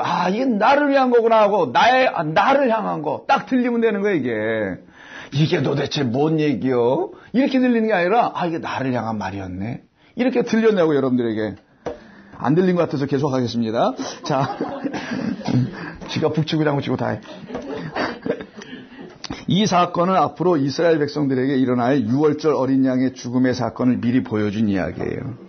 모세는 다름 아닌 애굽의 성전, 항상 우리 쓰는 표현이 있죠. 우리 교회가 애굽의 성전, 애굽은 우리 주를 십자가에 못 박은 소돔과 고모라와 같은 곳이라고 계시록 11장에서 말하니 똑같은 얘기하려는다는 거 다 알죠. 애굽은 세상, 소돔도 세상, 죄악의 도성, 이런 웃긴 말든 그만하고 그냥 이 아래 것, 이 아래는 다 죄란 말이에요. 뭘 그 중에 어디는 덜 죄, 더 죄, 들 죄 이런 거 없어요. 들 죄는 있어도 그런 거 없단 말이에요. 이 아래 것에 묶이면 그게 죄예요. 그냥 악이고, 여기서 풀려나면 죄에서 해방, 악한 말을 하지 않고 선한 말을 할 수 있는 자, 이거지. 뭐 이 땅에 악한 거, 선한 것이 어디 있어요? 하나님 보시기에 다 악한데 왜 악하냐? 이놈들이 악한 짓만 하고 있고 사리사 영만 채우고 있어서 악한 게 아니라 여기서 못 벗어나고 있기 때문에, 이 어둠, 그림자에 갇혀있기 때문에 그렇다라는 거예요. 자, 그 정도로 하고는 딴 얘기고, 이 세상이라는 성전에서 어린 양으로 죽임당하고 그 어린 양의 피로 살아나 애굽 아니면 아래 성전, 이 땅이라는 것, 이 땅을 완전히 떠나게 될 하나님의 아들에 대한 이야기를 그리는 거예요. 우리입니다. 우리. 여기를 완전히 떠나게 될, 이미 떠나 있어야 되는 거고, 그 말은 이미 내 안에 천국이라는 하나님의 나라가 들어와서 통치를 해야 되는 것이고, 죽으면 진짜 떠날 거고, 그때 죽었는데도 안 떠나고 있는 일이 있을 거예요, 분명히. 아니면 못 떠나든가. 죽었는데도. 그거는 참으로 저주입니다. 응? 살았을 때 못 떠나는 건 내가 그냥 이해해 주겠어. 죽었는데도 못 떠나면 어떡할 거예요, 이건. 살았을 때 못 떠났기 때문에 죽어도 못 가. 뭐 이런 말 있잖아요. 죽어도 못 가요. 25절에서 다시 봅니다. 이때 모세는 그래서 다름 아닌 예수를 설명하는 거잖아요. 우리 주님 예수님을, 육신의 예수님을, 십자가에 달리신 그분 예수님을, 그 예수님의 대신 죽음을 25절에서 지금 설명하려고 하는 거예요. 그의 대속죄 제물 대심을 믿음으로 넘겨받은 사람들이라면은, 나를 위해 대신 죽어서, 그 장자가 대신 죽어서, 애굽의 장자들이 대신 죽어서, 아 좋다 저놈들 죽어서 우리 살아났네, 이런 얘기가 아니고, 그게 무슨 그리스도인이에요. 그게 무슨 사랑이고, 그 애굽의 장자인 그리스도라는, 예수라는, 모세라는 그 장자가 죽어서 나를 살려낸다는 거구나 라는 걸로 알아들어야지. 이게 나도 애굽 사람이었는데 뭘, 그 중에서 그 애굽의 장자로 대표로 해서, 우리를 대표로 해서, 이 애굽이라는 나라, 이 세상이라는 나라를 대표해서 한 장자가 와서 죽어준 거지. 그걸 설명하려고 애굽의 장자들이 다 죽었다고 말하는 거란 말이에요. 그 말은 그 장자가 죽음으로 애굽이 낳은 우리라는 장자들도 다 묶여서 어떻게 되겠다라는 거예요. 다 죽고 피를 가지고 있는 자, 여기서 피난 편이죠. 그럼 십보라 아니겠어요? 십보라가 바로 문설주에다가 양피를 바른 그들을 십보라라고 하는 거 아니겠냐고요. 그러면은 그들은 다 살아난다. 이거 설명하고 싶어서 그러시는 거죠. 성경은 제가 볼 때 다 똑같은 얘기라고 봅니다. 같은 이야기를 다르게, 어떤 땐 다른 어떤 모습으로, 또 다른 어떤 모습으로, 우리가 못 알아들을까 봐 어떤 것에든 한 번이라도 걸리기만 하면 되니까, 걸리기만 해봐라 그냥 확 그냥 뭐 이런 것처럼, 낚싯밥에 그냥 물려서 걸리기만 하면 되니까, 어떤 거에도 하나 안 걸리겠냐고, 이렇게 다양하게 많은데 이런데도 안 걸리면 저거 대단한 거예요. 그것도 그때는 대가리가 단단한 게 분명히 맞아요. 그 대단은 위대한 게 아니고. 자, 그래서요, 대속제물로 넘겨주셨다는 사실을 믿음으로, 아, 이게 성경이 이런 얘기였구나, 이걸 어떻게 안 믿을 수 있나. 이때 믿음이, 성령이 주시는 믿음이 올 거 아니겠냐고요. 감동과 더불어, 감동과 더불어 올 거 아니겠냐고요. 그때 그들은 눈물 흘리지 않을 수 없다고 봅니다. 감사의 기쁨의 눈물을 반드시 흘릴 수밖에 없을 거라고 봐요. 벌써부터 울면 어떻게 해. 아직 끝나지 않았는데, 시작도 안 했는데. 그래서 십보라가 그의 아들의 표피를, 게르솜의 표피를 베어서 그 발에 이렇게 뭐예요? 갖다가 어떻게 해요? 우리말 본문에는 대었다고 하죠. 이 갖다 대게 됩니다. 이걸 나가, 자, 우리가 나가래, 나가 이렇게 쓰거든요. 나가예요. 나가. 이 나가라는 단어를 쓰는데, 이 갖다 대다 이렇게 이 단어거든요. 이 대다, 이것이 뭐냐면 갖다 대다가, 그러니까 뭐 표피를 이렇게 베었어, 껍질에서 이렇게 갖다가 발에 갖다. 뭐 하는 짓이야 이거? 왜 이런 걸 해요? 징그럽게. 그 의미가 뭐예요? 문설주에 바르는 것처럼 나름 많이 생각을 하는데 좋습니다. 뭐 크게 뭐 틀린다고 보진 않아요. 그러나 여기 갖다 대는 건 터치예요, 말 그대로. 터치하는 거 이렇게 갖다 이렇게 뭐 던지거나 뭐 이렇게 올려놓거나 이런 게 아니라 터치하는 거예요. 터치하시죠? 이렇게 만져보는 거예요. 터치하기 위해서는 어떻게 해야 되겠어요? 손을 어떻게 해야 돼? 그렇지, 뻗다, reach out. 이런 뜻을 갖고 있어. 손을 뻗어서 이렇게 만지는 거예요. 십보라가 이런 일을 합니다. 왜 이런 일을 할까? 왜 만질까? 그의 발을. 그 남편을, 그걸 만지고 나서 뭐라고 그래요? 당신은 나의 피를 흘려준 남편입니다. 왜? 피는 누가 흘렸어요? 아들이 흘렸는데, 아들이 흘리는 대신에 누가 흘렸다고 말하는 거예요? 진짜 죽는 자는 당신 모세입니다. 이 모세가 죽음으로 당신이 내 남편이 되어 죽어주심으로 게르솜도 살고, 게르솜은 십보라가 난 아들이니까 자기 아니에요. 결국은 자기 십보라, 자기 게르솜이 다 살아나니 내가 어찌 감사하지 않을 수 있겠소라는 의미를 담는 거 아니겠어요? 그래서 뭐 다른 데는 못 잡겠고 감히 발등이라도 한번, 발이라도 한번 잡아보자. 여러분, 너무 귀한 사람 만나면 어디 손을 잡을 수 있겠어? 맨날 이렇게 귀한 사람을 앞에 두고서도 귀하지 않으니까 막 쳐다보고 희죽희죽거리고 그러는 거지. 접니다. 웃고 이거 벌써 웃는 거 보면 상태들이. 귀한 사람 보면 여러분 눈도 못 쳐다보잖아. 그래서 여러분 지금 저 눈 안 맞추는 사람이 여기 많네 보니까. 하나도 그냥 말이 안 돼. 어디 손을 잡고 어딜 만지겠냐. 그래서 예수님의 뒤쪽으로 와서 옷을 만진 여자도 있다면서요. 혈루증이 그때 순간에 멈추지. 뭔가 존귀하고 거룩하고 나에게 생명을 주는 분이라는 거, 정말 영광스러운 어떤 존재를 보면은 여기 뭐 연예인은 가서 뭐 만져보려고 난리를 친다 하지만 어딜 만지겠냐고요. 그래서 만진 곳이 고작 발을 만져요. 그럼 성경에서 발을 만진 사람이 또 있어야 될 거 아니겠냐고요. 그것도 여자로 있어야 될 거 아니겠냐고요. 어떤 여자야? 뭐 또 마리아야. 마리아는 발치에 앉아 있었고 향유, 옥합을 이야기할 때 쓴 거잖아요. 그때도 마리아였습니까? 그 요한복음에서 마리아하고 공간복음은 마리아라고 그러지 않아요. 자, 가봅니다. 누가복음 7장이에요. 자, 마태복음도 가까이서 또 볼게요. 마태복음 7장. 그래서 발을 만지는 거, 이렇게 터치. 만지려면 가까이 가야 되겠죠. reach. 그에게 다가가야 돼. 그리고 만지는 거예요. 그게 우리 아닌가, 그게 다? 우리가 그러는 거잖아요. 가까이 와서, 이 밤에, 여기 가까이 와가지고 이렇게 만져보는 거잖아요, 주님을. 말씀으로 만지는 거죠. 자, 마태복음 26장이에요. 제가 장수를 안 알려주고 여러보고 찾아보라고 한 것 같은데, 거기서 어떻게 보니까 26장 엄청나게 어려운 일 시키려고. 26장 6절 이하, 예수님께서 배단위 나병 환자 시몬의 집에 계실 때 한 여자가 나와요. 이름이 없어요. 이름이 없어야 돼요. 우리를 말하는 거니까. 근데 요한복음에서 마리아라고 그러죠. 왜? 처음부터 마리아니까 우리는. 끝날 때까지도 마리아. 십자가에서도 마리아. 아마 끝까지 마리아예요. 그죠? 그래서 마리아로 가는 거예요. 쓰다라는 존재. 그러나 누구를 잉태할? 그 단물을 마시고, 나무 던져짐으로 해서 단물을 마시고 살아난 마리아들 되게 하는 이야기 때문에 거기 마리아라 쓴 거고, 공간복음에서는 무수의 불특정 다수가 아니라 요런 아들들 되는 우리를 얘기하려고 하겠죠. 그 여자입니다. 자, 향유옥합 가져왔어요. 어디에 붑니까? 머리에 부어요. 그걸 보고 또 분개까지 하고 뭐 이렇게 허비하느냐고 또 난리 번거지를 칩니다. 그때 9절, 이것을 비싼 뭐 판이에 뭐 구제를 하니 이렇게 얘기를 해요. 10절, 예수께서 아시고 그들에게 이르시되 너희가 어찌하여 이 여자를 괴롭게 하느냐? 그가 내게 좋은 일을 했도다, 아름다운 일을 했도다 합니다. 가난한 자는 항상 너희와 함께 있거니와 나는 항상 함께 있지 아니하니라. 이 여자가 내 몸에 이 향유를 부은 것은 내 장례를 위하여 함이라. 예수의 죽음이야. 오늘 본문도 누구의 죽음? 모세의 죽음. 그 모세의 죽음에 지금 향유를 갖다 손을 얼려놓은 이야기잖아요. 장례를 위함인 것이다. 내가 진실로 너에게 이르노니 온천에 다닐 때 복음이 전파되는 곳에서 이 여자가 행한 일도 같이 전하라고 합니다. 이야기를 누가복음을 한번 볼까요? 자, 누가복음 7장으로 봅니다.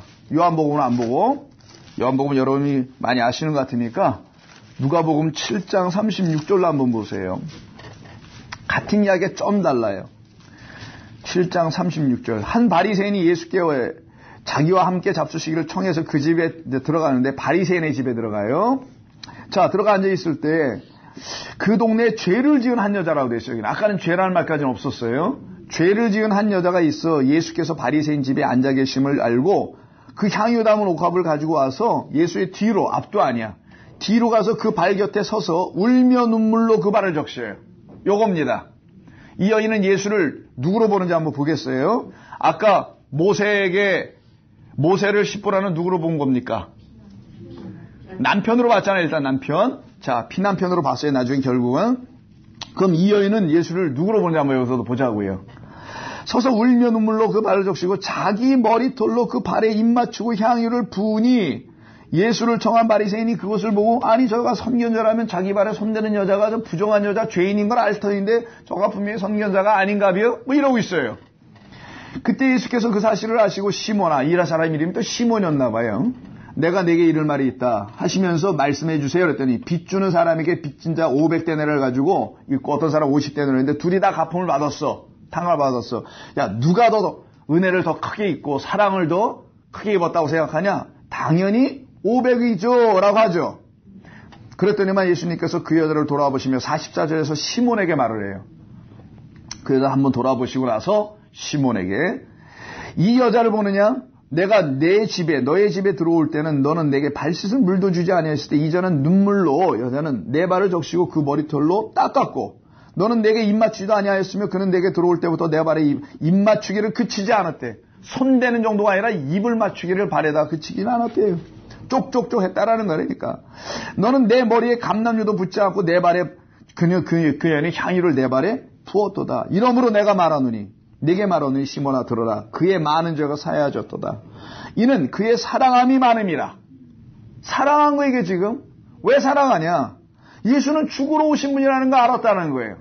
모세는 지금 십보라를 위해서 죽으러 온 자라는 것을 이 본문 4장에서 설명하고 있었다라는 것을 이 누가복음이 다시 설명해 주는 겁니다. 신약에서 누구를 놓고? 여기는 모세가 아닌 예수님을 놓고. 그래서 예수님과 모세가 같다라는 것을 설명하는 거예요. 성경은 지금. 이에 여자에게 이르시되 내 죄사함을 받았느니라. 해방된 거죠. 죄사함을 받았다는 게 뭐예요? 이 아래 것에서 묶이지 않는 거죠. 더 이상 이 아래 성전에 거짓말에 묶이지 않는 거잖아요. 나아시가 주는 옛뱀의 말에 묶이지 않는 거니까. 바로의 성전에 묶이지 않는 거니까. 그 장자로 또 나고 그러는 게 아니니까. 그 장자로선 죽고 모세로 인하여 예수로 인하여 죽고 함께 죽고 살아나는 거니까. 이게 바로 그 이야기라서 이 죄인이라는 여인은요. 예수 곧 아까는 모세죠. 예수께서 자기를 대신하여 이 땅에 죽음당하러 오신 분이심을 증거하고 있는 것으로 출애굽기 4장의 모세의 부인 아내인 십보라의 역할을 지금 똑같이 하고 있는 거예요. 그러면 향유옥합을 깬 여인의 남편은 남편인 예수죠. 그 예수의 아내는 그 여인임을 알려주려고 하는 거잖아요. 아, 이 향유옥합을 깬 여자가 바로 십보라였구나. 모세 아내요. 예수의 아내. 예수님이 찾아오신 만나신 아내는 바로 이런 자들. 그의 사랑을 안 자들. 이들을 아내라고 하는 거예요. 신랑의 죽음으로 살아날 수밖에 없는 자. 자기 남편의 죽음으로 살아날 수밖에 없는 자. 그 남편이 안 죽으면 살 길이 없다라는 것을 안 사람들을 하나님의 신부라고 합니다. 이건 성경 전체에서 흘러가고 있는 이야기예요. 성경 전체에서. 이때 4장 오늘 25절 다시 가서 보시면은요, 십보라가 모세를 향해서 하는 말이 당신은 그냥 남편이라고 하지 않고 남편이 바뀌어요. 예전엔 그냥 남편이었었어요. 어느 남편? 애굽에 가서 죽어야 할 남편이었다가 죽으러 가서 우리를 살려올 남편이라는 걸 깨닫고 아니 피남편이 되는 거예요. 블러드입니다. 이거 땀이라는 단어예요. 히브리어로. 모세의 죽음은 곧 예수의 죽음을 말하는 거고 이게 출애굽의 유월절을 일으키는 어린 양의 죽음을 말하려고 하는 거예요. 그래서 다 그 죽음 안에는 피가 있는 겁니다. 그 피로 인하여 살아나게 된 이 땅의 하나님의 신부들인 우리들을 대표하여 십보라가 서 있는 거고 누가복음에서는 그 여인이 향유옥합 들고 서 있는 거예요. 그래서 십보라 향유옥합 여인 우리 모두는 이제 율법 성전을 상징하는 애굽의 성전, 이 아랫 세상이죠. 이 성전의 아들 장자의 모습으로 이 땅에 오신, 우리를 대표해서 오신, 우리가 다 이 땅의 장자들이니까 오신 모세 예수 어린 양을 자기들을 살리기 위하여 피를 흘려 죽으신 하나님의 영원하신 신랑이었구나라는 것을 깨달아 알려주는 이야기라는 겁니다. 이걸 알았을 때 십보라가 감사하지 않을 수가 없었고, 그 여인이 감사하지 않을 수가 없었고, 마리아들이 감사하지 않을 수가 없는 거예요. 그때 외친 이름이 당신은 나의 피남편입니다. 나를 피로 값주고 산 나의 신랑 그리스도 어린 양입니다. 이렇게 모세를 새롭게 그 이름을 부르는 거예요. 그래서 우리가 예수로 시작하여 그리스도라는 하나님의 이름을, 아버지의 이름을 부를 수가 있게 된다는 거예요. 그래서 피는 곧 뭐예요? 물이죠. 성령입니다. 피, 물피 성령이잖아요. 그래서 피남편은 물남편이야? 물남편이니까 좀 그런가? 현찬은 물남편 말고 진짜 하늘에 물 가지고 오신 그 물남편, 생수를 주신 물남편, 결국 요한일서 5장에 있는 것처럼 물피 성령이죠. 당신은 성령입니다. 당신이 게르솜으로 죽고 엘리에셀 돕는 성령으로 우리에게 오신 분입니다. 라는 걸 지금 알려주는 거예요. 그래서 엘리에셀이 그 신부들 찾으러 가는 거잖아요. 이삭을 데리러 갈 때 그 사람 이름이 엘리에셀이라는 말이에요. 긍휼의 하나님이라는 이름을 갖고 있는 아브라함이 보낸 사람이 엘리에셀이에요.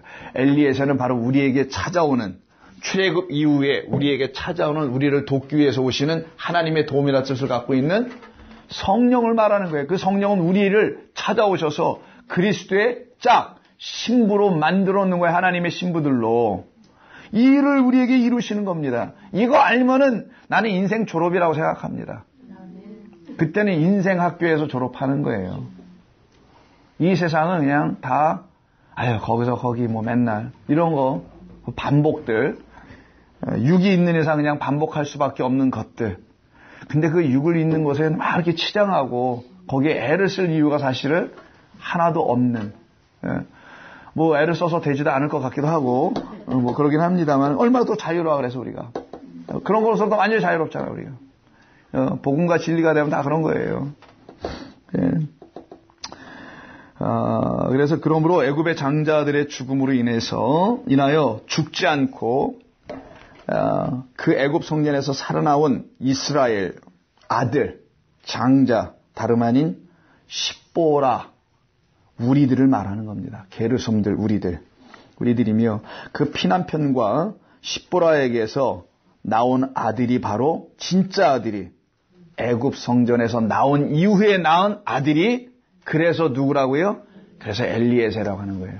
피남편으로 낳은 아들이에요. 드디어 피남편 이전에 낳은 아들은 애굽에서 낳은 아들, 내가 율법으로 낳은 아들이라는 거예요. 그러면 자보세요. 십보라를 기준으로 놓고 모세 할례 이전에, 아들 할례 시키 바로 이전에 그 남편은 옛 남편이라고 하는 거예요. 그 옛 남편은 반드시 죽어줘야 돼. 미안하지만 죽고 새 남편인 피남편으로 내가 받았을 때, 만났을 때, 하나님 주시려고 하는 건 진짜 피남편이라는 것을 알고 그 피남편을 내가 마음으로 영접하고 받았을 때 그들 안에서 이루어지는 게 바로 진짜 생명의 잉태함을 갖는 거예요. 그런 아들을 잉태한다고 합니다. 그래서 낳은 게 엘리에셀. 그래서 제가 아까 말씀 초두에 이렇게 구별해서 이쪽에다 설명을 하게 되었던 것입니다.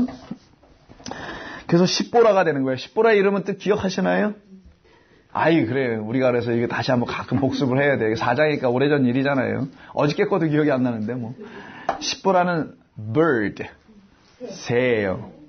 새입니다. 새예요. 새는 자유롭잖아요. 새는 3층 천에 올라가죠. 노아의 방주에서도. 셋째 하늘 된 자들을 새라고 하는 거예요. 근데 거짓된 셋째 하늘에서 막 날아다니는 애들도 있어요. 걔들도 새는 새인데 걔들은 또 이렇게 날라와서 땅에 있는 씨 뿌려놓은 것들을 뒤에 또 쪼아 먹어버리죠. 그런 그 악한 새들도 있지만 성경에서 말하는 새는 항상 두 가지가 설명을 하죠. 우리를 깨닫게 해주려고. 새입니다. 새는 어떤 의미를 갖고 있나요? 새는 일차적으로 그런 의미가 있죠. 근데 지금 이 십보라가 날르지 못한 적도 있었단 말이에요, 사실은. 이 세상의 율법의 남편에게 붙잡혀 있을 때가 있었단 말이에요. 그러면 새를 붙잡으러 다니는 사람들이 있어요. 여러분, 베트남 사람들이요. 베트남 아시죠? 베트남 모르는 사람이 없겠지. 베트남 아시죠라고 하면 안 되지. 베트남에서 베트남 사람들이 새 좋아하는 거 아시나 이렇게 물어보려고 했는데 내가 그건 까먹고 앞에 거 이렇게 허당히 하네가. 베트남 모르는 사람이 어디 있겠어, 여러분. 베트남 사람들이 새를 좋아합니다. 새가 그들에게는 복을 갖다 준대요.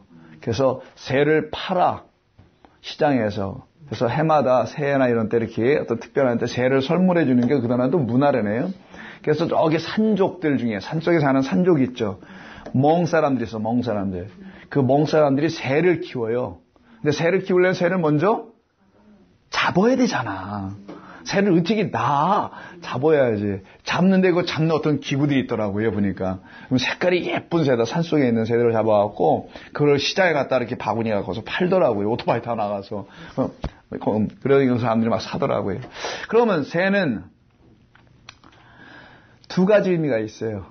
잡힐 때와 잡힌 것에서 풀려난 것이 있을 거 아니에요. 풀려났는데 또 잡힐 때도 있고, 뭐 이렇게 잡힌 거 아니면 잡혀있는 새장 안에 있는 새와 풀려난 새가 있겠죠.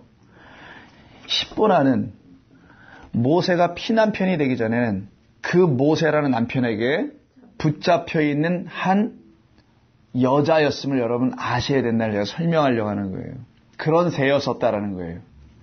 그런데 그가 죽어버리니, 피난편이 되니, 자기를 구속하고 잔소리 무지하게 하고 이런 남편이 사라져버리잖아요. 이것에 저것에 하는 율법적 의미의 그 잔소리. 그러니까 이가 어떻게 되겠어요? 그때부터는 자유롭게 날기 시작하겠죠. 그게 십보라예요. 그걸 설명하는 거예요, 여기 본문에서. 그래서 시편 한번 읽어볼까요? 시편 91편.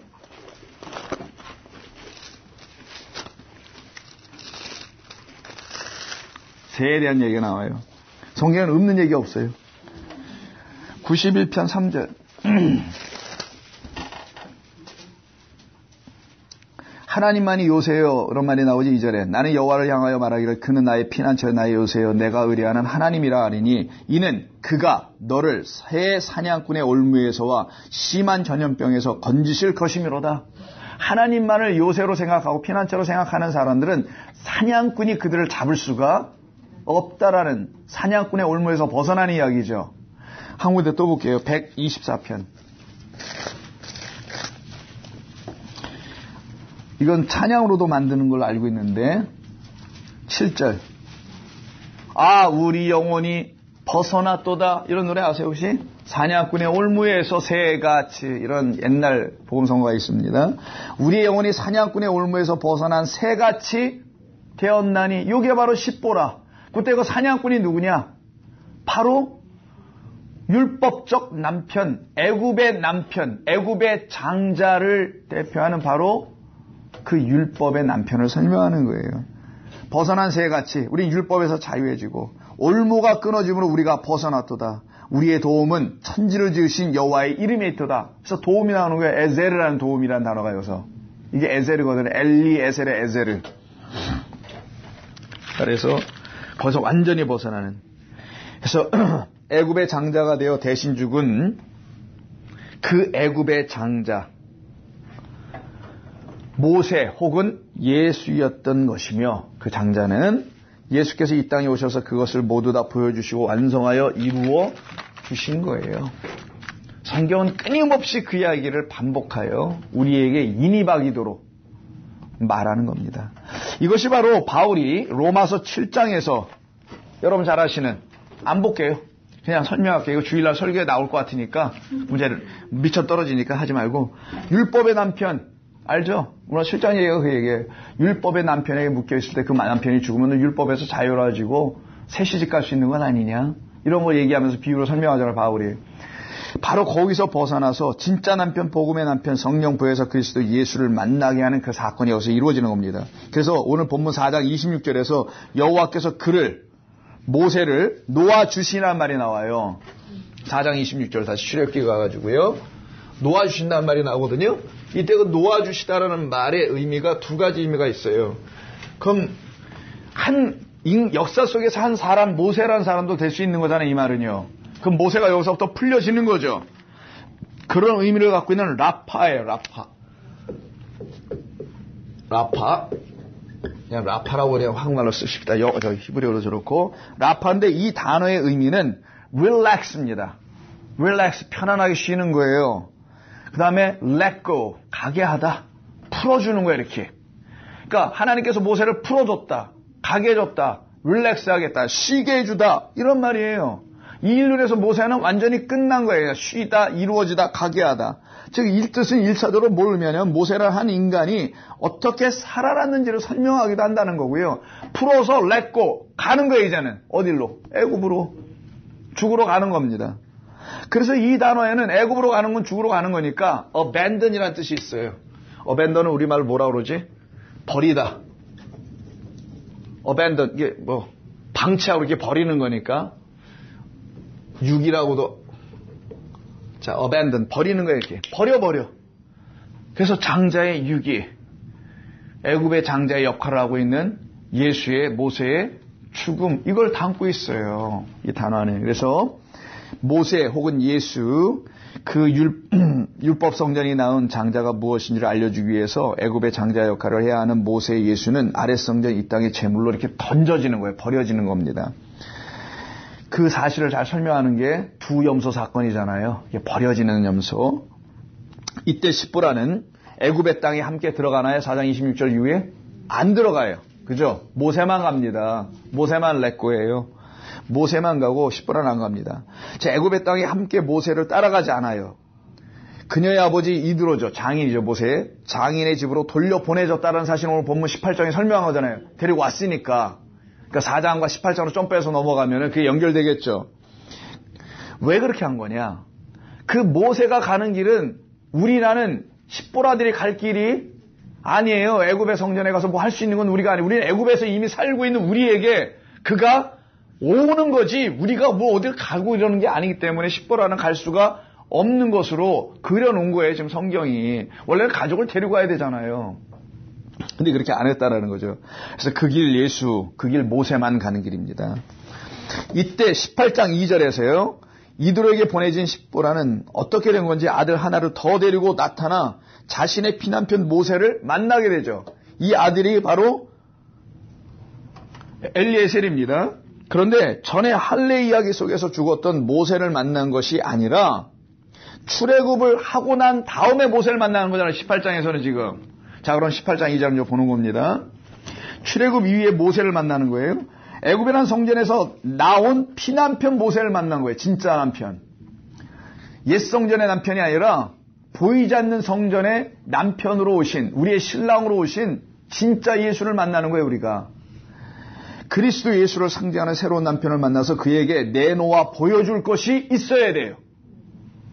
십보라가. 그게 뭐냐? 두 아들이라는 게 이게 바로. 그래서 두 아들 데리고 온 거예요.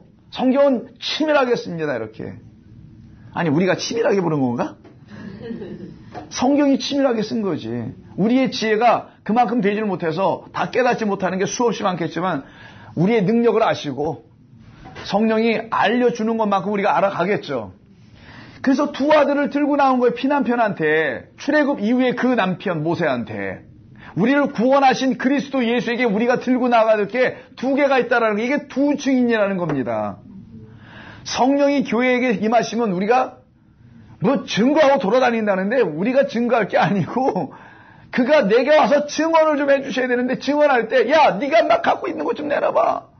내놔야 되는데 이게 두 아들을 내놔야 돼요. 게르손과 이 본문에서는 엘리에셀을 우리가 내놓는 거예요. 당신 나에게 첫 번째 준 아들. 그 아들은 곧 나였고 그 아들 나는 당신과 함께 십자가에서 애굽의 그 성전에서 다 무너져 죽고 그리고 당신과 내가 다시 하나로 그 남자가 부모를 떠나 그 여자가 한 몸을 이루어 빠싸르 복음이 되는 거잖아. 한 몸. 둘이 아니고 하나니까 하나는 복음이잖아. 그래서 몸이란 빠싸르 안에는 하나를 남았다라는 거야. 한 몸 됐다. 진리다. 그래서 복음이다. 이렇게 담은 당신과 나의 만남입니다. 당신이 나에게 다시 왔잖아요. 날 찾으러. 출애굽한 다음에 그 말은 뭐예요? 당신이 죽고 부활하여 나에게 다시 성령이 되어 왔습니다라는 걸 증거로 알려주기 위해서 누구를 들고 나가요? 낫다는 얘기 한 번도 없는데 엘리에셀을 들고 가네? 중간에 낫다는 얘기 없잖아요.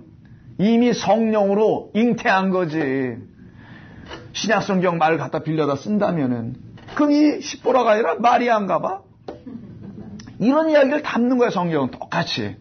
진리는 똑같아야지. 여기나 저기나.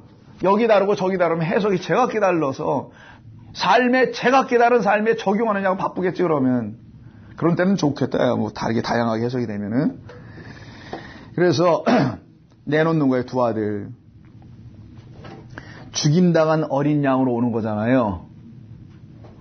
그래서 그때 내놓는 마치 신부가 내놓는 빙패물 같은 겁니다. 그게 누가 보면 15장이라는 세 가지 비유에서 여자가 드라크마 하나를 잃어버렸다는 그 결혼할 때 받은 남편으로부터 그 선물이거든요. 그거 잃어버린 뭐 받는다 그러지 우리 말로? 쫓겨나는 거를? 응? 소박. 받아보지도 않았는데 우리 잘 알아요. 소박 받는다고 하죠. 그래서 첫째 아들은 게르솜으로 설명하는 겁니다. 우리가 이방에서 나그네 되었을 때 우리를 위하여 죽으러 오신 하나님의 아들 예수를 통해서 또 모세를 통해서 우리가 먼저 그 율법 성전에서 잉태한 아들은 나라는 아들인데 나 자신이 또 그 아들인데 게르솜이었습니다라고 고백을 하는 거고, 그러나 이 게르솜은 표피가 잘라나갔잖아요 라고 내놓고, 그리고 진짜 아들, 두 번째 아들, 마지막 아들 베냐민이겠죠. 두 번째 아들, 마지막 아들 엘리에셀을 내놓는 거예요. 그 아들은 어디서 내놓냐? 광야에서 내놓더라는 거예요. 그래서 게르솜은 애굽이라는 율법 성전에서 잉태한 아들이라 한다면은 둘째 아들 엘리에셀은 광야에서 성령으로 잉태한 아들을 말하려고 하는 거예요. 그를 그리스도라고 하는 겁니다. 그러니 십보라는 우리 모두는 마리아, 잉태해야 될 우리들은 누구를 잉태하냐? 광야라는 하나님의 말씀이라는 광야 교회에서 그리스도라는 아들을 잉태해야 되는 거예요. 이걸 설명하는 겁니다. 가르치는 거고. 그때 하나님은 우리를 도우시죠. 잉태하도록 도우시고 씨를 주시고 생명을 주시는 거예요. 그러므로 또 다른 십보라들인 우리들은 율법으로 잉태한 아들 그 예수의 죽음으로, 게르솜의 죽음으로 우리의 옛 아들은 죽어야 하고, 그게 이제 엘리에셀이 아닌 게르솜은 죽고 피난편 보혜사 성령의 가르침으로 다시 잉태하여 해산한 수고를 통해서 새로운 아들 그리스도를 낳는 거예요.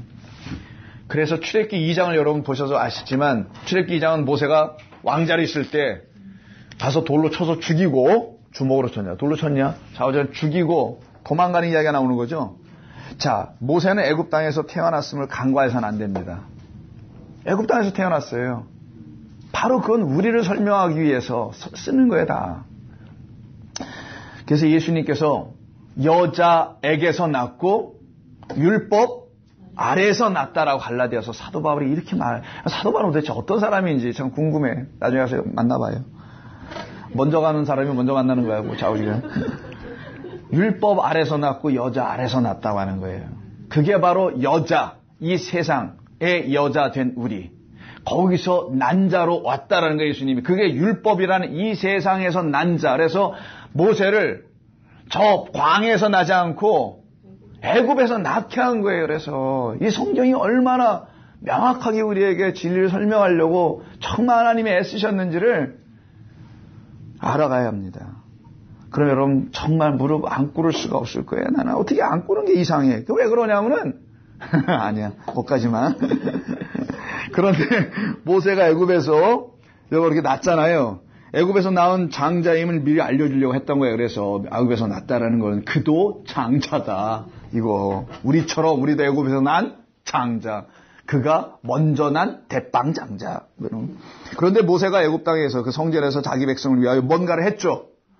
죽이고 살리려고 했잖아요. 죽이고 내 백성을 살려보려고 했는데, 아니 이 백성들이 처음엔 괜찮다가 다음날 헷가닥 뒤집어져가지고 모세를 어떻게 고발해가지고 모세가 큰 어려운 공격에 빠지는 것처럼 보이잖아요. 이 얘기가 하는 얘기가 뭐예요, 이거?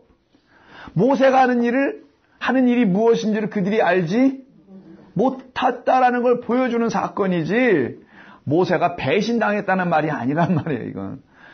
내 백성은 내가 하는 일이 무엇인지를 알지 못하는도다. 저들이 하는 일이 무엇인지 알지 못합니다. 스데반의 기도라면서 이게 저들의 죄를 저들에게 돌리지 마시고 그냥 저들에게 돌리세요. 이게 아니에요. 그런 일. 바로 그래서요. 깨닫지 못하고 있는 그 애굽에 여전히 있기 때문에 깨닫지 못한다는 거예요. 어디 와서 깨달아요? 광야 나와야 다 깨닫는 거예요. 거기 있기 때문에 못 깨닫고 있는 거죠. 그래서 모세가 거기서 떠나게 되는 거잖아요. 환영해 주기는커녕 왕으로 모세를 죽이려고 합니다. 똑같이 예수님이 땅에 왔을 때 애굽 성전 예루살렘 성전에서 주님을 죽였던 그 성전에선 예수님을 왕으로 섬기기는 고사하고 다 때려 죽이려고 하잖아요. 이것은 이스라엘은 모세가 한 일을 이해하지 못하고 있음을 알려주려 하는 이스라엘 이 땅의 모든 우리는. 그래서 사도행전 7장 23절에서 29절 이걸 좀 봐야 되겠어요. 자, 오늘 3시간 한다 그랬으니까 좀 여유 있게 하자고요. 그렇게까지 안 하고 조금 더 해야 될 것 같아서 거의 다 돼갑니다. 이제 피곤하신 거 압니다. 죄송하고 조금만 좀 버텨주세요. 그래야 집에 가서 곧바로 골아 떨어져요 또. 사도행전 7장 23절 여러분 스데반 집사의 설교예요.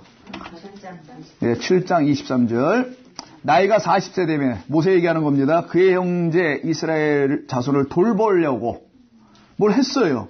한 사람이 원통한 일을 당함을 보고 보호하여 압제받는 자를 위하여 원수를 갚아 애국 사람을 쳐 죽이니라. 그는 그의 형제들이 하나님께서 자기 손을 통하여 구원해 주시는 것을 깨달으라고 하여 했는데 못 깨닫더라는 거예요. 이게 그러니까 2장을 스데반이 이렇게 설명한 거 아니에요. 출애굽기 2장을 해석한 거예요. 사도행전 7장에서. 이 땅에 예수께서 오셔서 하는 일이 무엇인지를 지금도 못 깨닫는 사람들이 수두룩 빡빡합니다. 그냥 자기는 자기 나름대로 뭘 깨달았다지. 집안 내력으로 깨닫고, 뭐, 집안 내내 할머니 때부터 뭐 4대, 5대, 10대, 뭐, 믿은 것으로 뭐 깨닫고. 뭐, 좋습니다. 그것도 다 뭐, 과정이겠죠. 근데 그렇지 않았다라는 거예요. 여기 보니까. 그들은 깨닫지 못하였다. 예수께서 이 땅에 오신 걸 깨닫지 못하였다. 모세가 왜 광야에서 지금 애굽으로 가는데 하나님이 왜 그를 찾아와서 죽이려고 하는 그 일을 깨닫지 못하였다. 피난편의 의미를 깨닫지 못하였다. 애굽의 장자가 죽었다니까 그놈들 싸그리 죽고 우리는 살아야 돼. 이런 걸로 깨닫지 못하였다. 아니 깨닫지 못하는 게 뭐야? 한두 가지의 말이지. 성경을 죄다 오해하였도다예요. 사실은 애굽의 장자는 예수라는 그 장자의 죽음을 통해서 죽임당해야 될 이스라엘 백성들이 그 집들을 넘어가 버려준 거잖아요. 물에 뭐 피를 바르면 된다고 해서 십자가만 들고 있으면 뭐 아니 무슨 마귀가 드라큘라예요? 십자가 들고 있으면 뭐 밀랍 인형처럼 녹아버리게. 그러니까 예수 천국 불신 지옥을 얘기하는 거예요. 이번에 수련회 가서 또 그런 얘기 또 있었더라고요. 그래서 내가 사크라멘트에 들어가지 말라고 그렇게 얘기한 거예요. 다음에 보내자. 우린 더 이상 안 갑니다. 그것도 방주교회들이야. 에휴 참말로. 그래서 내가 하지 말라고. 제발 우리끼리 애들 스키 타러 갔다가 재밌게 하루 1박 2일 갔다 오고 교회에서 선생님한테 다 하나님 말씀 듣고 배우면 되고 수련 같은 거 안 다녀도 되고 체력 수련이나 해 어디 가서 몸 수련하고 그 반짝거리는 그런 수련회 갔다 와가지고 애들 제대로 되는 거 아니니까 우리 다 해본 거라. 설교자가 문제가 있었던 게 아니라 카운슬러들 중에서 얘기하는 거예요.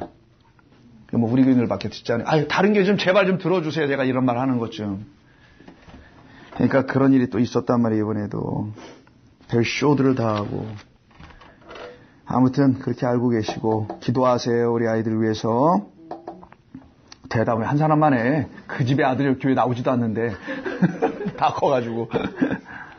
정말입니다. 아무데나 보내서도 안 되고요. 응? 교회가 다 똑같은 교회가 아니니까. 자, 그래서 넘어갑니다. 자, 모세가 그래서 나그네가 되어서요. 지금 게르소, 얘는 헷갈린다나요, 잠깐. 자, 그리고 모세는 광야, 미디안으로 나와요. 도망 나온 거잖아요. 뭐 쫓겨 나오듯이 해서 나와가지고 어떻게 됩니까? 누굴 만나요? 고통받고 있는 여인들을 만나요. 7딸을. 하필이면 7이야. 그죠? 7딸을 만나. 그리고 그때 고통을 주는 인간들의 그 직업명이 나와요. 뭐래요? 목자들이래. 그래서 거짓 목자야, 걔들이. 그 거짓 목자들에 의해서 고통당하고 있는 내 백성 찾으러 가는 거예요, 지금. 예수님이, 모세가. 그래서 와서 도와줬더니 어떤 일이 벌어져요? 진짜 목자 안내에서 자기 딸 7을 대표해 하나를 주죠. 다 줬다란 말이에요, 사실. 그게 십보랍니다. 이름도 쟤는 새 될 거야. 이러면서 그렇게 주는 거예요. 그래서 미디안에 있는 사람들은 오히려 깨달아 알았다라는 거 아니에요. 거기는 어디니까? 그렇지, 광야니까. 애굽에 있는 사람들은 아래 성전에 묶여 있으니, 세상 성전에 있으니 깨닫지 못하는 말만 바로로부터 계속 듣고 있고. 그러니 그 성전 없애야 될 거 아니겠어요? 그래서 그 성전 폭파시키는 거야. 10가지 재앙으로. 하나님의 10가지 축복의 말씀인 언약의 말씀으로 던져주는 거예요. 그게 그들에게 뭘로 떨어지라고. 그들을 죽고 살아나게 하는, 나 저주받은 자라는 사실을 깨닫게 하는 하나님의 약속의 10말씀을 주는 거였단 말이에요. 다 똑같이. 그래서 예수님은 이 땅에서 나그네가 되셨던 거예요. 어떤 나그네? 누구의 노릇처럼 정처 없는 나그네가 아니고, 이 세상 성전이 가르친 곳에서 나그네가 된다면 그들은 정처 없는 나그네가 될 게 뻔합니다. 진짜 나그네 되는 거예요. 이거는 정말 방황하는 나그네. 이 성전에 묶이게 되면. 그러나 그 성전에서 나오게 하신 예수 나그네로 인해서 자신이 거할 처소인, 모세가 그 성전에 나왔으니까 부활하신 그리스도를 말하는 거예요, 지금. 그 주님으로 인해서 자신이 거할 처소인 영원한 아버지 집에 거하고 있다는 사실을 깨달은 성도들은 영원한 집을 이미 찾은 나그네들 아니겠냐고요. 그걸 본 나그네. 그래서 그 본향을 보고 가더라. 가도다. 이게 히브리서 말. 본향이 어딘지도 모르면 집이 어딘지 모르면 어떻게 가요. 그래서 집을 향하여 가고 있는 자들. 날마다 주님과 함께 이 광야 40년을 할라크, 동행하는 자들, 걷는 자들이에요. 그래서 4절에서 이런 얘기를 해요. 내 아버지의 그 하나님은, 우리 번역은 뭐라고 되어 있더라? 제가 지금 원래대로 번역한 거지, 이거는. 4절 보니까 하나님의 이름은 엘리에셀이라 한 다음에 이런 얘기를 해요. 하나의 이름은 내 아버지의 하나님이 나를 도우사 바로의 칼에서 구원하셨다 함이더라. 이런 얘기를 하죠. 자, 이때 보시면 내 아버지의 그 하나님은 나의 도움이시고라는 뜻이에요. 본래가 내 아버지의 그 하나님은 나의 도움이시오. 나를 건지셨다. 그리고 바로의 그 칼로부터 이렇게 돼 있어요. 원래가 나를 나찰, 건지다, 물에서 건질 때 쓰는 거. 그리고 나를 도우셨다는 이 도움이 아제르, 엘에제르, 엘리에셀이라는 말 우리말로 번역한 에셀이에요, 이게. 자, 그런데 이 바로의 칼에서 건지셨다라네요. 아니, 여기 지금 두 아들을 데리고 나오는데 이 말이 굳이 필요해요? 이것도 누가 얘기한 겁니까, 이거 지금? 하나의 이름은 엘리에셀. 이거 누가 애굽에서 인도해 내시는 모든 일을 들으니라 모세의 장이 들어가 모세에게 돌려보냈던 그의 아들 십보라와 그의 두 아들을 데리고 왔으니 그 하나의 이름은 게르손이라 이방의 아내가 되었던 뭐 하나의 이름은 엘리에셀이라 하는 아내들은 누가 얘기하는 거예요, 도대체 이거? 주어가 누군지 모르겠네. 주어가 없어요, 여기 지금. 자, 그럼 바로의 칼. 칼은 뭡니까, 성경에서? 헤레브인데, 히브리어는. 칼, 전염병 기근은 3대, 3가지 내용으로, 얘가 항상 쌍으로 다녀요. 이 3가지는 뭐 하는 거냐면, 칼, 기근, 전염병은 이스라엘 백성들을 죽게 하는 재앙의 도구로 쓴 상징 언어들이에요. 이스라엘 백성들을 죽게 하는 것은 거짓 선자들의 말이었죠. 거짓 선자들의 말을 갖다가 칼, 기근, 재앙이라고 하는 겁니다. 그럼 바로 마찬가지겠네요. 바로의 칼은 바로라는 아랫 성전, 거짓 성전에서 말해주는 말이었다라는 거예요. 그래서 항상 칼은 성령의 검은 하나님의 말씀이다라고 했죠. 에베소서에서. 말씀은 칼을 얘기하는 거예요. 양날 선 칼, 좌우에 선 칼, 하나님의 말씀을 찌른다면서요. 그래서 칼은 항상 말씀을 말하는 거예요. 그래서 칼, 전염병, 기근이 다 말을 의미하는 거예요.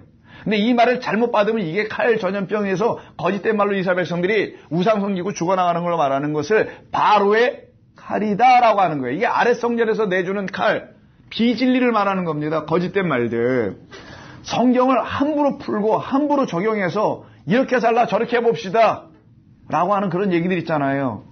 그게 바로 칼기근 전염병 3종 종합 세트인데 여기에 바로의 칼이 등장하다는 거예요. 여기서부터 나를 어떻게 했다는 거예요. 나찰 건져냈습니다.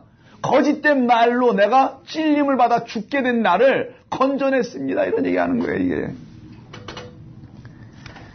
근데 바로의 뜻이 파라잖아요. 뜻이 예전에 했는데 기억나실지 모르겠지만 The Great House예요. 더 큰 집. 깜빵이 아니고 뭐 그렇게 하시는 분은 없겠지만 큰 집 갔다 왔다 그러는 사람도 있다는데 그런 큰 집이 아니고 이 땅에서 가장 큰 집은 성전을 말하는 겁니다. 당시에는. 그래서 바로 자체가 성전의 주인을 말하는 거예요. 그래서 큰 집, 바로의 큰 집이 내주는 칼, 거짓된 말이었다. 아랫 성전이 내주는 말이었다라는 겁니다. 그러므로 바로라는 그 성전, 애굽 성전, 예루살렘 성전에서 주는 거짓된 말들인 비진리, 곧 아랫 세상에 묶이게 하는 거짓된 말로부터 건져내서 하늘의 백성 삼아내시겠다는 거. 어떻게? 하나님께서 나의 아버지시며 또 하나는 하나님께서 나의 도우심이기 때문에. 그래서 둘을 들고 나온 거예요. 십보라가 게르손과 엘리에셀을. 도우심 에제르죠. 이 에제르란 도우심은 어디서 나오는 거냐? 창세기 2장 18절에 처음 나오는 거예요. 가서 보십시다. 아셔야 돼요. 옛날에 한 거지만. 조금만 더 하면 끝납니다. 조금만. 창세기 2장 18절. 여호와 하나님이 이르시되 사람이 혼자 사는 것이 좋지 아니하므로 내가 그를 위하여 돕는 배필을 지으리라. 이런 얘기하죠. 그를 위하여죠. 자, 그를 위하여 돕는 배필을 진다는 말을 그를 돕는 배필로 만들겠다는 뜻이에요. 원래는 그를 위하여 돕는 배필을 짓는 게 아니라 그를 돕는 배필로 만들겠다라는 거예요. 이게 의역을 해가지고 이렇게 좀, 왜냐하면 뒤에 누가 나오니까 여자가 나오니까 그가 마치 자기를 돕는 배필 짝이 되는, 배필하면 우리에겐 다 뭡니까? 남편이나 처가 되는 거잖아요. 그런 개념이 뒤에 나오다 보니까 사람들이 이걸 돕는, 즉 아담을 돕는 배필을 자꾸만 생각해서 아담을 돕는 걸로 번역을 해놨죠. 원래는 그게 아닙니다. 예전에 했지만 그가 그로 돕는 배필 되게 하겠다라는 거예요. 그래서 돕는 배필도 남성 명사입니다. 그도 아담이고 아담을 돕는 배필로 삼겠다는 거예요. 누구를 돕겠어요? 홀로 독처하고 있는 우리를 가서 돕겠다라는 거지 뭐겠어요. 아담이라는 존재를 홀로 독처하는 것을 그려놓고 그리고 홀로 독처하고 있는 아까 새벽에 섬들 얘기했었죠. 그런 우리들을 와서 도울 자를 만들겠다라는 얘기를 하는 거란 말이에요. 거기서 에제르가 나오는 겁니다. 아담에게 그를 도울 자, 에제르라는, 즉 아담은 지어진 자잖아요. 그를 도울 자. 잘 보세요. 그러면 아담이란 우리들을 도울 자로 하나를 만들어 내겠다라는 거 아니겠어요? 아담에게 도울 자 에제르라는 또 다른 남자를 만들어 주어 그 아담을 홀로 독처하게 하지 않도록 하게 했다라는 말. 아담은 여기서 남자가 아니라 사람이에요. 그냥 우리 인간이라 아담들이 혼자 있지 않도록 하나를 만들어 보내는 겁니다. 그게 진짜 에제르예요. 그게 엘리에셀이라는 하나님의 도움, 하나님의 배필, 하나님이라는 배필이죠. 뭐 어떻게 보면은. 그러니 하나님께서 보내신 아들 마지막 두 번째 아들인 그리스도 성령을 말하려고 하는 거예요. 그래서 그 엘리에셀을 보내는 거예요. 하나님께서 이 땅 그 집으로다가, 그것도 큰 집, 부자들만 큰 집에 삽니다. 그래서 나사로가 살다가 죽었던 그 부자의 집 문 앞으로 보내버린 거예요. 그 에제르를. 신약성경은 나사로라고 이름했지만 그게 엘리에제르란 말이에요. 똑같이 에제르, 나사로. 하나님이 도우신다는 이름을 가지고 하나님께서 보내신 거예요. 이 땅의 큰 집에다가, 부자의 집, 바리새인의 집, 율법의 집, 바로의 집에다가. 그래서 여러분 다 이해가 되시잖아요. 근데 그가 집 안으로 영접을 했던 거예요? 문간 밖에서 상처가 나고 헐어도 개들이 와서 헐은 데가 핥았다고 하잖아요. 그리고 죽죠. 아브라함의 품에 안기네. 본향으로 가고.